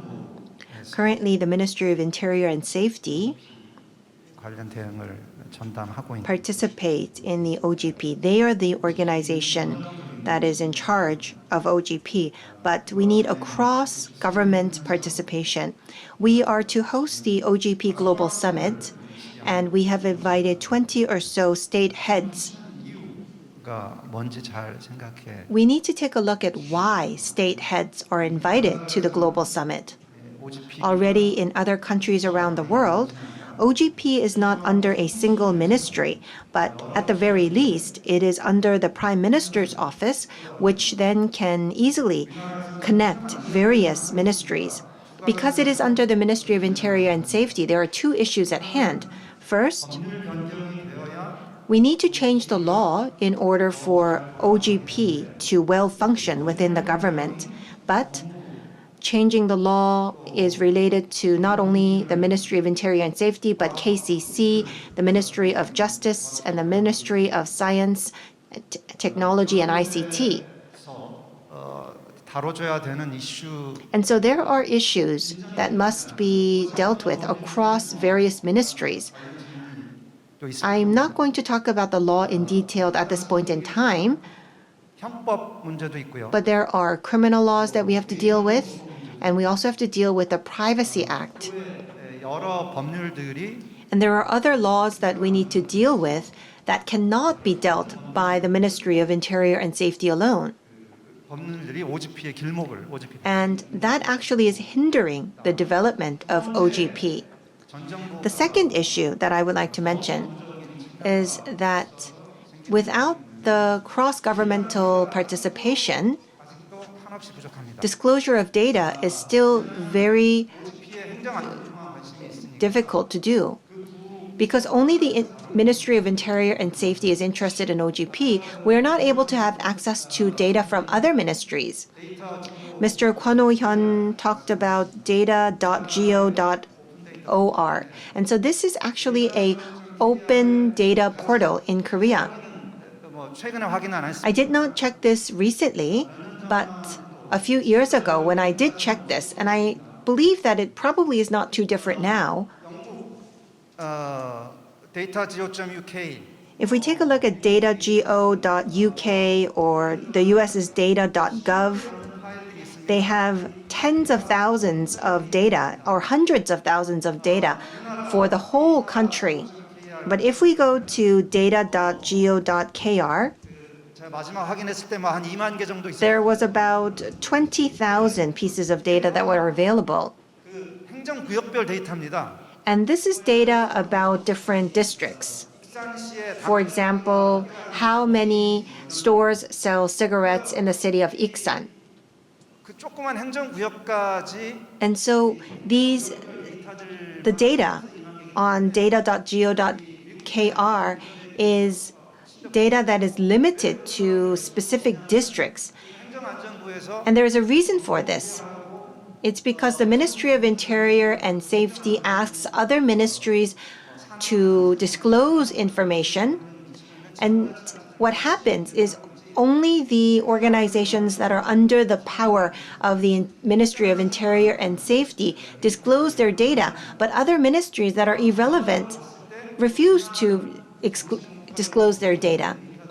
Of course, if there is data that is related to specific important policies, then data related to that will be disclosed through other platforms. But just because the Ministry of Interior and Safety believe that certain data should be disclosed, it cannot disclose information easily on their platform. But what we need to see is that citizens need to decide what kind of information that they need. Citizens should be able to use their imagination to come up with ideas and to request data disclosures. And so, if I may go back to my point, strategically, we need to make sure that the government organization in charge of OGP should not be the Ministry of Interior and Safety, but it should be escalated to perhaps the Prime Minister's office level. Thank you very much. You said that we have to upgrade this to the level of all government-wide efforts. So now we'd like to hear from Ms. Park Soo-jung. Yes, can you hear me? We've heard earlier from another member of the Open Government Forum, Mr. Park, who said that we have to go beyond the MOIS, the Ministry of Interior. I should tell you that the forum, the Open Government Forum, at least in Korea, operates under the Prime Minister's office, so that we are trying to do our best to bridge the different gaps and try to make up for the shortcomings. Of course, the effects are still not quite visible, but we are making every effort to try to work for open governance here. I am at civil society, but this is really my first time to be a spokesperson on behalf of the government. At OGP Korea, we have been working together for the 4th National Action Plan, and I am working together with the civil society to build on that action plan. If we are to go back to the question which is related to the pandemic, earlier on, we've heard from Kwon Oh-hyun, Open Government Forum, talking about fact-checking. But because the pandemic is so unpredictable, I think that it was very difficult to keep up with it. So the velocity and the speed of the data and the information coming from the government, it was difficult to keep up at times. And yes, we want open government and open data, but when there's a risk, a lot of the efforts, especially towards the civil society, was kind of responsive. And it's very important to actually maintain some kind of this responsiveness with the civil society, especially when there's a time of crisis or emergency. So that kind of resilient responsiveness is very important, I think. And in the pandemic, there are many different industries and members of the population who are vulnerable. We have to look for the blind spots in our society. And that is why we have to cooperate with the civil society to identify those blind spots. That is very important. So that in terms of safety management, which is very important for people at the everyday level, and do risk management and build our capacity in response to risk management, we have to work closely on that, on these particular issues together with the civil society, and build on the society and work together with the civil society for risk responsiveness going forward. Thank you. Ms. Dalla, could you please? Hi. Thanks, David. And what a pleasure it is to be able to join you all, and especially to be able to join you in person. such a treat. Look, if I'm going to leave you with just one simple message about the future of open government, it's that our efforts to realize solidarity for open government values must truly be open to everyone. We're hopefully at the end of a generation-defining pandemic. Through the past 2 years, we've heard that the emergency in affecting everyone has been a great equalizer. But I think we have to be very careful about that type of thinking, because really the pandemic has affected communities in very, very different ways. It's exacerbated existing inequalities, with the worst effects falling on those who are already vulnerable and least equipped to cope.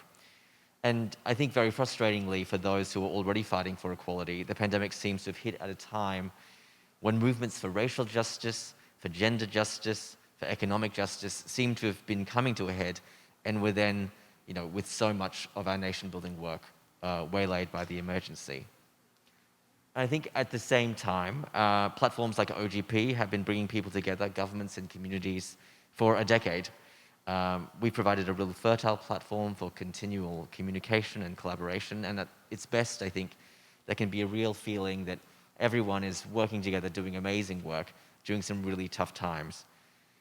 But I think the next step in that collaboration is to ensure that we're always open to everyone, including marginalized and underrepresented groups. Women, people of color, poor people, people with disabilities, young people and old people, members of sexual minorities, so that everyone feels that they have a stake in public life and public decision making, and so the future we build is one that we can all share. Sanjay talked about some of the reforms for greater inclusion that OGP has enabled. Reforms are enhancing access to justice for the Roma minority in North Macedonia. We're empowering women through addressing the gender wage gap in places like Jalisco and Mexico. Korea's OGP commitments, as you know, have focused on including young people and women and people with disabilities in public decision making.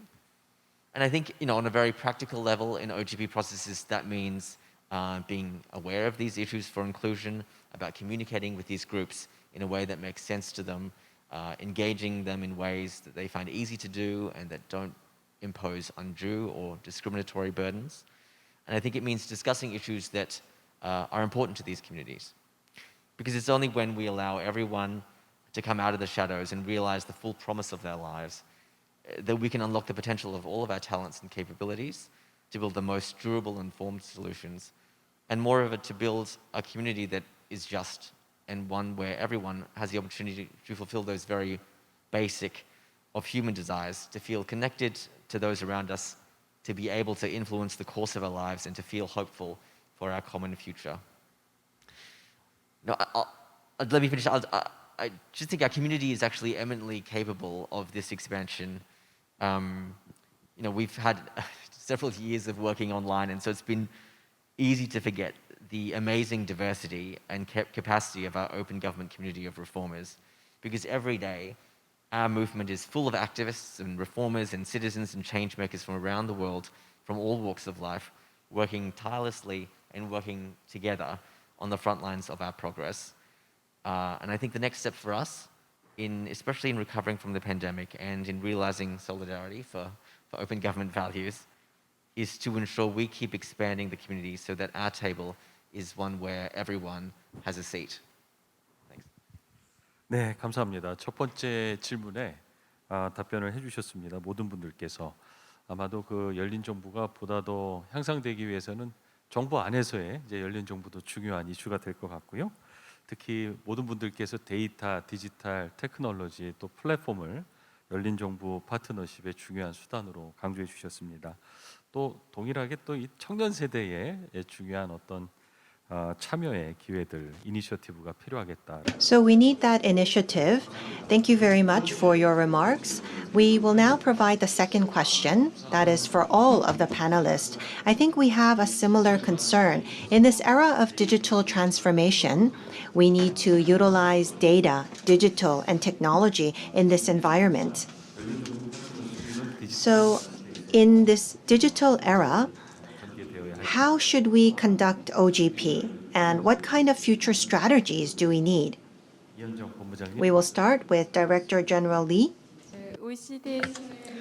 Well, I can say that at the OECD level, we look at digital capacity levels for the member countries, and there are 6 indicators that we look at: digital government, platform government, data-driven government, open government, and civic-led government, and preemptive, proactive government. If we look at these different indicators, we know we can see the level of data readiness of the different governments in member countries. I think that right now, if we look at our lives, everything has become digitized. We use digital devices all the time. And so the government also has to take on a digital mindset. When it comes to any policy making, we have to look at it from the digital transformation mindset. And that is how we can lead to effective results. And also, the government has access to a lot of data. And if this data can be made available to the civil society, that could generate a lot more insights. So we should try to think about the different platform to make that happen. In the past, the government has just tried to present this platform to the civil society, and that might be good for the purposes and objectives of the government, but we don't know necessarily if that has actually made contact with the civil society for them to get insight from the data. So now we want to have maybe make use of the civil society or private sector platforms which are more accessible. We've heard from the Open Government Forum how civic hackers can make use of the government data to come up with a platform, and that is one good case study, I think.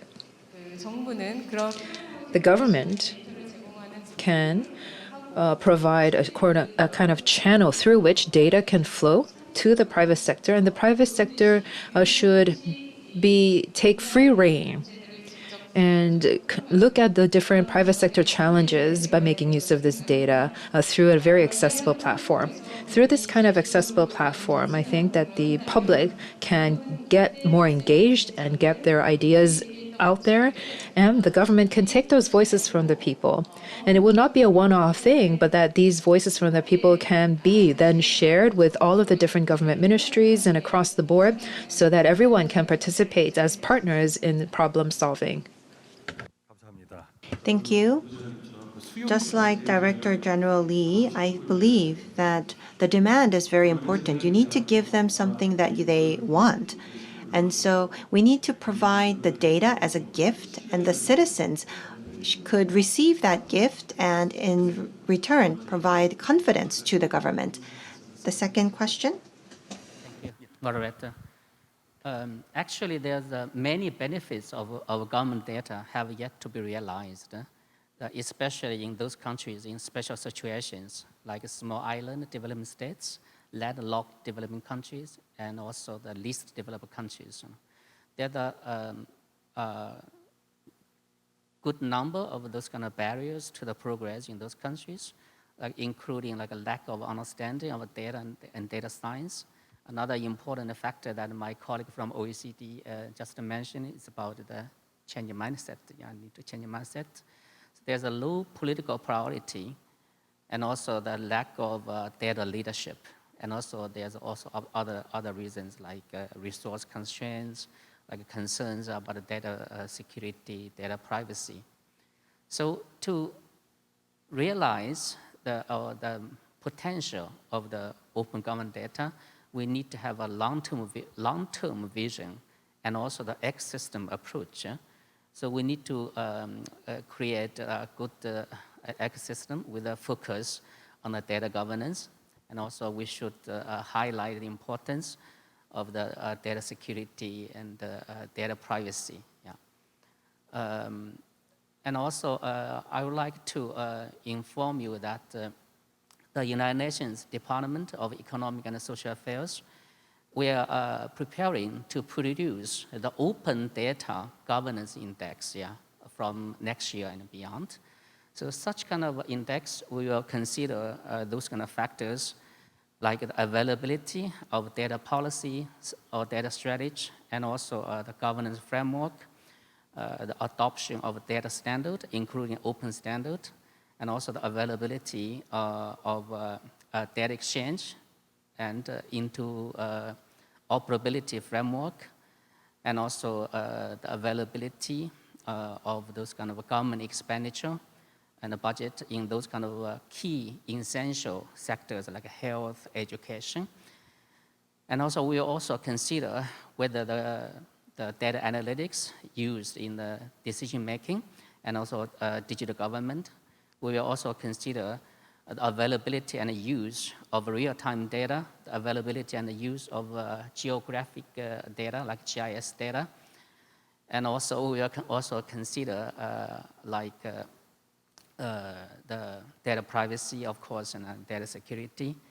And also we will also consider the factor like cross-border data governance, that data exchange among the countries.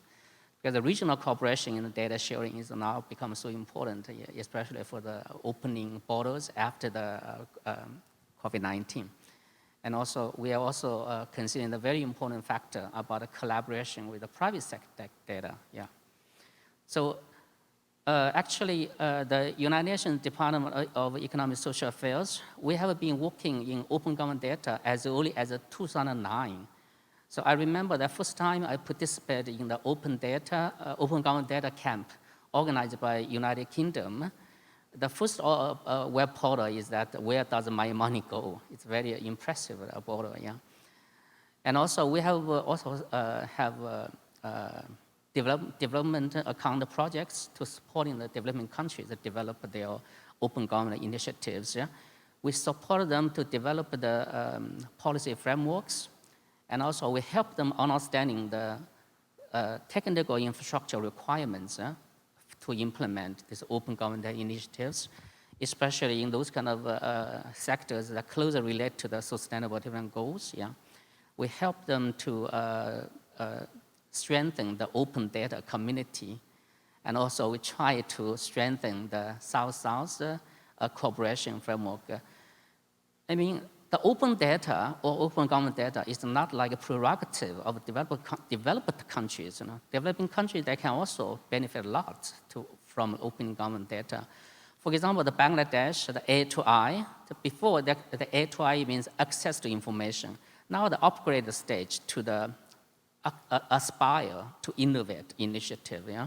So not just about opening information to the citizens, but also how the government and the citizens can work together to realize the value of this kind of data. And also the Bangladesh, this initiative, they're also doing a lot to support other developing countries. I think it's very good, and we are also, as a UN, we are also promoting this South-South cooperation. Yeah, thank you, Chair. 네, 감사합니다. 네. Thank you very much for that intervention. Talked about UN, ECOSOC, OECD. All of these different IOs are working very hard to raise awareness on the values of open governance and having these accomplishments. And also, I think that listening to all of your different studies, maybe in these living lab or policy labs, we see the use of open data, but maybe even in the schools, we can have access to that open data and make use of that. But of course, we have to be mindful of privacy and security issues in the future. Now we'd like to hear from Mr. Park of the Open Government Forum. Before I respond to this question, early on, I talked about the importance of having a all-government-wide effort and have to transform towards that. Recently in Korea, the Open Government Forum was placed under the Prime Minister's office, and that is correct. And yes, I was commissioned to be a member of the Open Government Forum under the Prime Minister's office. But I think that this was late in coming. This should have been done sooner. And this only is a testament to the fact that we have so much work ahead of us. And now that we have this change brought before us, I feel that the legal basis also should be updated. The laws and different regulations should be made to be shared widely across different ministries as well. You've asked a question about digital transformation. I think that we can think about two phenomena under digital transformation. When we say digital transformation, we can think about the fact that how the internet connection can allow for many more people to participate in many different events, and participation processes, that this could lead to broader public participation. And secondly, we have to think about the risk of privacy infringement. 두 가지가 서로 So these two things can always clash with one another. There is that risk that is ever present. So what is important is we have to protect privacy. We need legislation to back that up. Korea has a Personal Data Protection Act. The EU has the GDPR, 세계적으로 골드 스탠다드가 which is now becoming a gold standard in terms of privacy laws around the world. And I know that Korea's PIPA has been made to be on a similar level of the GDPR, which is very encouraging. However, there are areas where we are not being able to keep up with the standards set aside by Korea's PIPA or GDPR that are blocking open government efforts. So for example, 공익적인 the GDPR 정보의 제3자 제공을 허용하고 있습니다. allows for the data third-party provision for use of public good. So if it's for the use of public good, then the data can be given to a third party without the explicit consent of the data subject. However, this kind of provision is absent from Korea's Personal Information Protection Act. This means that, let's say somebody went somewhere and bought face masks, or maybe somebody went somewhere and became sick and infected with COVID-19. That is this person's private information. But at the same time, this information pertains to the public good because it can be useful in alerting other people of their risks and safety profiles. And so we could think that this data should be shared. But in Korea, under the current law, there is no legal basis to allow for that particular piece of data to be shared with a third party. But there are other legal avenues to allow for this, but it is very narrow and strictly defined. It's not a broad interpretation of the law.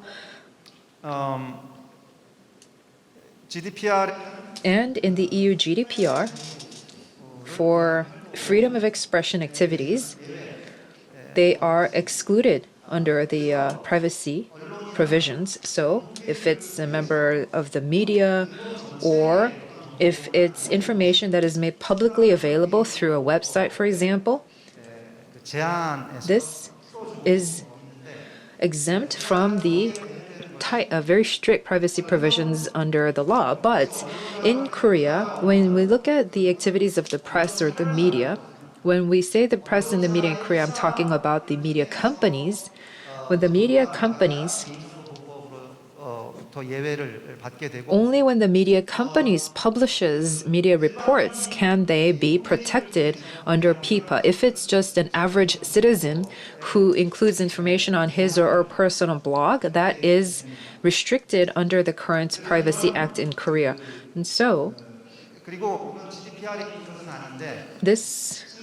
what I'm about to say is not included in the GDPR, but with Singapore, Australia, and Canada, these countries, the three countries have privacy acts where for generally available data or public data, they are exempt from the privacy strictures.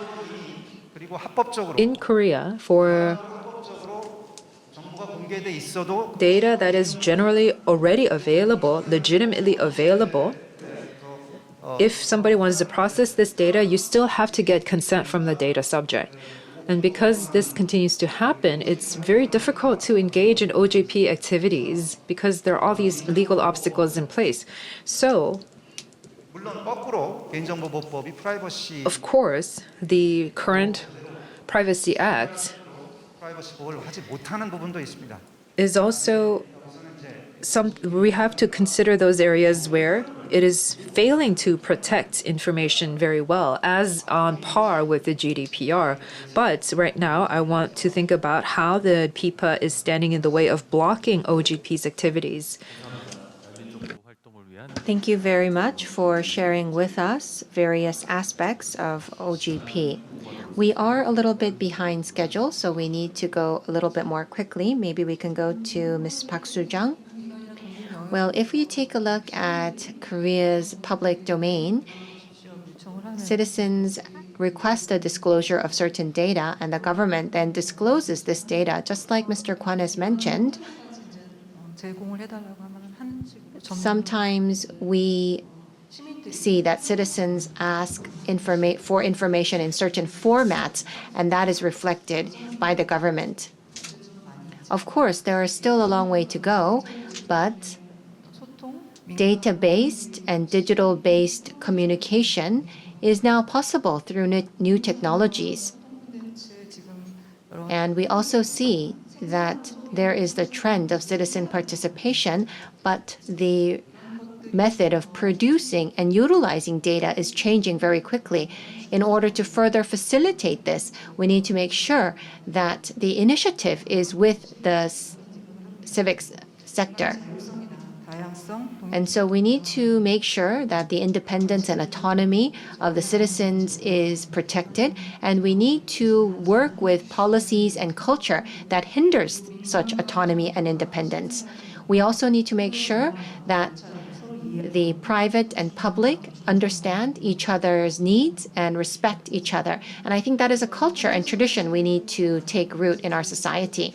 As many people have mentioned, the administrative organization of the government is moving away from the rigid government that it used to be, and now it is changing into a flexible organization in order to become an open government. We also need to have more living labs for policies for the vulnerable groups. We need to become more inclusive, and we also need to work on the balance with protection of privacy. Thank you very much. 감사합니다. Thank you very much. Hi. Yes, obviously, by necessity, the pandemic has resulted in a dramatic expansion, both in the collection and use of personal data and also the use of digital platforms. And I think the principle there is always to consider the impacts and the implications and the interests of the most vulnerable. And to me, that a few things stick out. The first is that we must ensure that everyone has access to equipment and capacity to properly engage with these digital platforms on which we are increasingly reliant. The second is that where data is collected and used, we review that process for privacy and security considerations, for human rights considerations, that the use of the data is explained and transparent, and that where algorithms are involved, where the decision-making is automated, it is subject to human oversight and accountability. And lastly, I think the implication is that where we collect data, it should be used to understand and respond to the specific and special impacts of the pandemic on the most vulnerable.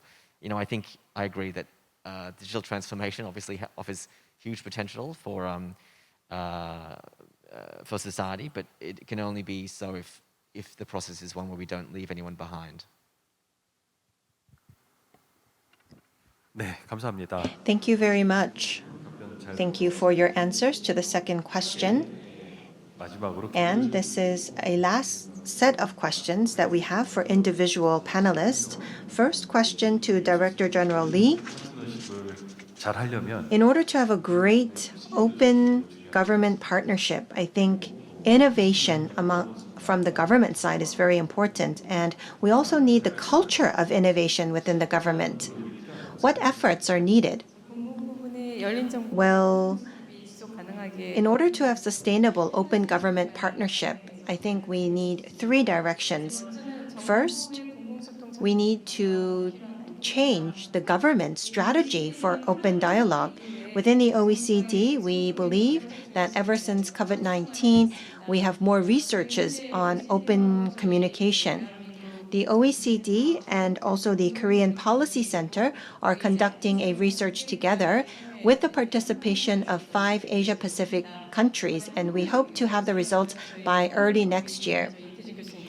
Dr. Lee Tae-jun, who is moderating the session, will also be participating on the Korean side. We believe that we need transparent sharing of information. We need to reflect the needs of the citizens. We also need to include as many people as possible in order to have efficient and open communication. And We hope that there will be more opportunities to share such policy experience of the Asia-Pacific region. Second, we need networking. The government is not just a commander in charge, but we need to know that we are partners. We need to also focus on the public sector. Sometimes the public sector is called the shadow government, and their role in executing the policies is very important.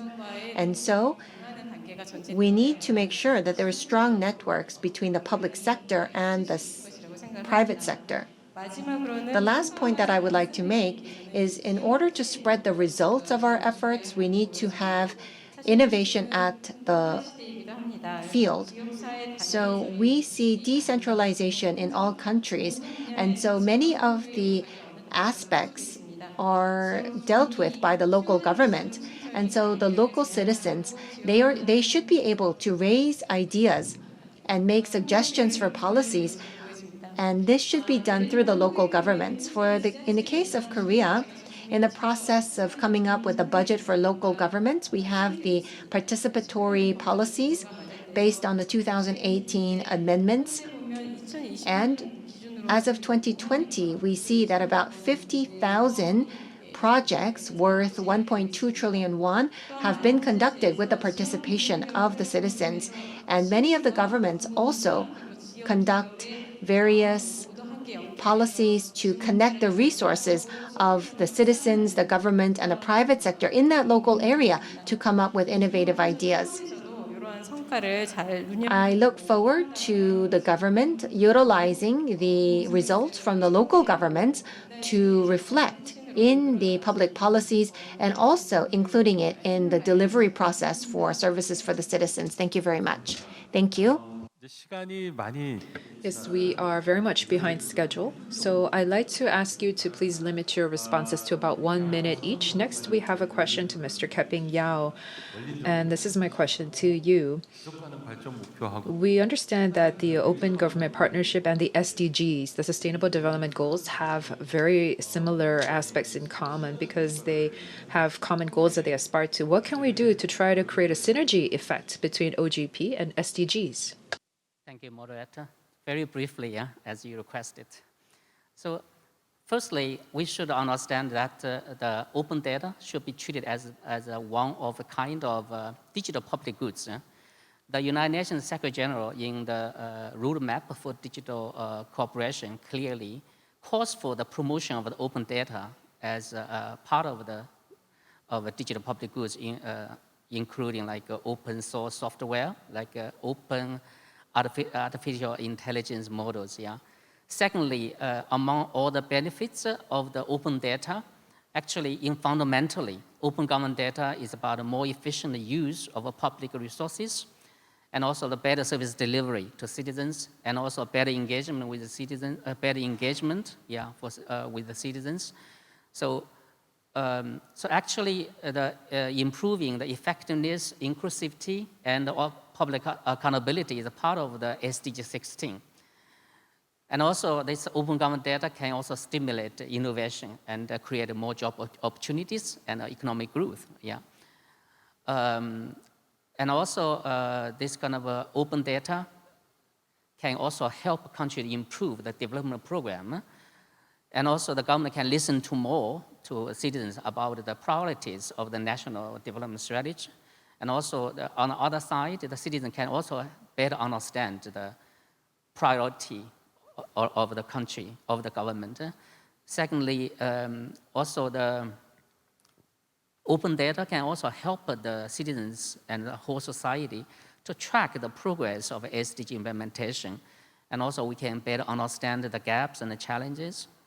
The third is that this open government data can also help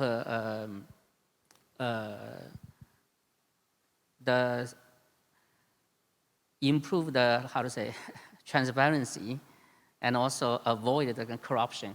For example, the Timor-Leste, we all know that it's an LDC country. So the Ministry of Finance of that country, they created so-called ATP, that Aid Transparency Portal. So the citizen can also track down where the money is spent. So globally, the UN e-government survey, we have every 2 years we have this kind of survey. So we can see the trend of increase of open government data. So last year we see that among all the 193 countries, we have 153 countries that have the open government data. And also, but unfortunately, for this kind of open government data index, I mean, basically it's about the use of open government data. Only like 79 countries have this either high or very high open government data index, and more than 1/3, like 171 countries, especially those kind of developing countries, they have a very low kind of open government data index. So we have a long way to go. Thank you. 감사합니다. 네. Thank you. We will now go to Professor Park. You mentioned something very important today. I always wanted the open government policy to become a national strategy, but many people are not aware of this. And it seems that there is a low awareness about open government partnership within our society. 법 제도적으로 좀 변화가 필요한. We need changes in our legislation, and next year, if we are to make efforts further on open government partnership, what should happen on the private sector front? Well, it seems that 가장 활동적으로 움직여야 되는 OGP needs to be the most active in anti-corruption. I believe that that's the part that should be the focus. In Korea, we're not completely free from corruption. And so one of the most important laws that we need to amend is the disclosure of legal documents from the courts. 그 문제들이 Well, I believe that the document produced by the courts includes a lot of information about corruption. In Singapore, Canada, and Australia, we mentioned that open information is not covered by Privacy Act, and they disclose all court records with real names. That does not happen in Korea. 재판에 가면 다 And so what happens is that the information that you can actually hear if you were present at the court is not accessible in the form of a court record. 한 가지 판결문 공개 관련 And so we need to amend the law related to the disclosure of court records. 여성들의 And for women in the lower income group in Korea, the most helpful open data initiative 자녀 양육 was 내지 않는 사람들의 the initiative to disclose the names of those who did not pay childcare. 받아서 Well, in Korea, you have to go to court to receive support for childcare from your ex-spouse, but 줬지만 although you receive a judgment from the court, sometimes it's very difficult to receive that support from your ex-spouse. 우리나라는 아직도 In Korea, 이 미지급 this childcare support, even if you do not pay it, you are not criminally persecuted, although that happens in other countries. So in Korea, there are not many cases of criminal persecution. But if names are disclosed on websites, then the ex-spouses tend to pay their child care support. And there's also a site called Women on Web site. 이제 우리나라도 그 And 죄가 this website 낙태를 facilitated the 있는 길이 judgment by the court to deem 안전하게 choices for women to be 전달해주는 legitimate, and we can also deliver medication for early term abortions after online consultations, and we can send such medicines free of charge. And sometimes you can make a donation in return. This website has been blocked. All over the world, women, especially in lower income groups, have the freedom of choice 우리나라 여성들한테만 thanks to this website. But in Korea, women cannot have access to this website. And so, related to this, there is the KCC enforcement on installations. In such cases, where specific websites are blocked, 불법 정보가 아닌데도 and even if it's blocked, although there is no illegal information that is being shared, then the block has to be released. And so the KCC enforcement decree states that only websites that pertain illegal information can be blocked. I mentioned that infringement on privacy is something that we need to think about. But at the same time, the digital technologies enable the participation of more people. And so we need to change our laws. For example, we need to change laws related to blocking certain websites, even if they don't have illegal information, by empowering the KCC by law. The Prime Minister's office is now in charge of OGP, and so I look forward to a cross-governmental change. Thank you very much. That was from Mr. Park. Now we'd like to move on to Ms. Park. I know you spent a lot of time with the millennial and Gen Z generations. Can you tell us about the fact whether you think that the MZ generation can be the next driving force and the next agents for change for OGP? What are some strategies that we can consider? MZ 세대들의 생각을 대변하기. So I don't know if I am the right person to represent the voices of the youth. I am quite old, although I am young at heart. I know that there are many members of the young generation here present at the floor for about 2-3 years now. I have been running a subcommittee for the youth at the OGP level here in Korea. The National Action Plan for OGP that we have tried to administer has been implemented with the feedback from the youth. So we try to bring in youth voices, and we even try to implement their voices in the monitoring process and to try to see what the current status is of the National Action Plan, and the youth is free to send in their feedback and give proposals as well. So, by creating these actionable different policy goals and the feedback that we get from the youth, it's very important because the youth get to experience their participation in innovation and creating these policy objectives. And the fact that they can have that direct first-hand experience is quite valuable. And the other experts can provide mentoring to them, and we can bridge them together. So I think that that's how we have experienced unleashing these youth voices to our work. And hopefully we can do more outreach in the different communities and in schools to try to build youth capacity, and also try to create youth leadership going forward who really value public values. And I think that this is very good for the future generation. I don't really like the term that we use here in Korea called youth supporters. I don't think that they are supporters. They are agents for change because they are our partners and our companions. They're not necessarily just supporters, and we shouldn't relegate them to that kind of role. So we have to empower them, and they have to feel empowered themselves so that they can bring about change for open government and also have a say from their own positions right now and be more active. And I hope that society can all work together to try to expand opportunities for the youth to do so and really listen to their voices so that the youth voices can directly be applied to the policy implementation and the policy making process. 감사합니다. Thank you. Well, I met you 5 years ago and you look exactly the same, so you don't have to feel like you are too far from Generation MZ.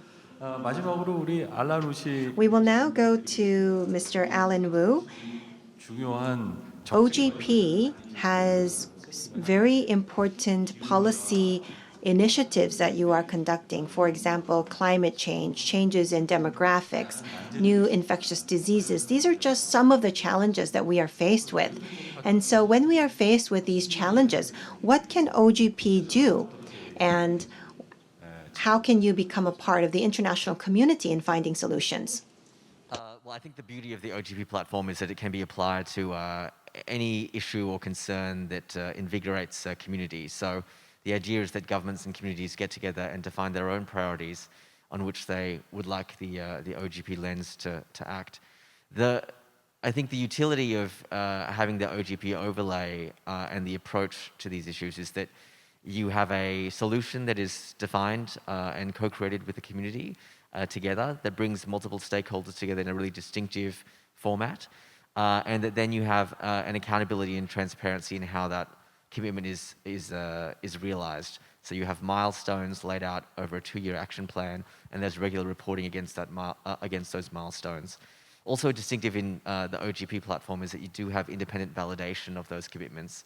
So this isn't just a talk shop. You have some external rigor to the whole process. And I think that's what the value of the platform is. In terms of getting involved internationally, obviously the biggest and most obvious way to be involved is to tune into our OGP Global Summit. It'll happen in December from the 15th to the 17th. And you can register now at ogpsummit.org. Let me end there. I mean, you'll never see an Australian stand in the way of lunch, so let me end there. 감사합니다. 네, 오늘 Yes, thank you very much. We've heard from 5 experts, 5 panelists here to discuss the open wisdom that could ultimately contribute to the initiatives of open government. We talked about the future strategies and various different activities. Together with the insight from these 5 panelists, hopefully next year we can see more leaps and more growth going forward. As mentioned, from December 15th to the 17th, we will have the 2021 OGP Global Summit. We will work to realize open governance values, and we have deliberative discussions on that with 78 governments and members from civil society will discuss the importance of open governance values and bring in the wisdom and insights of the international community. The 2021 OGP Global Summit. Please stay tuned. And with that, we'd like to conclude today's conference. Thank you very much to all of our participants.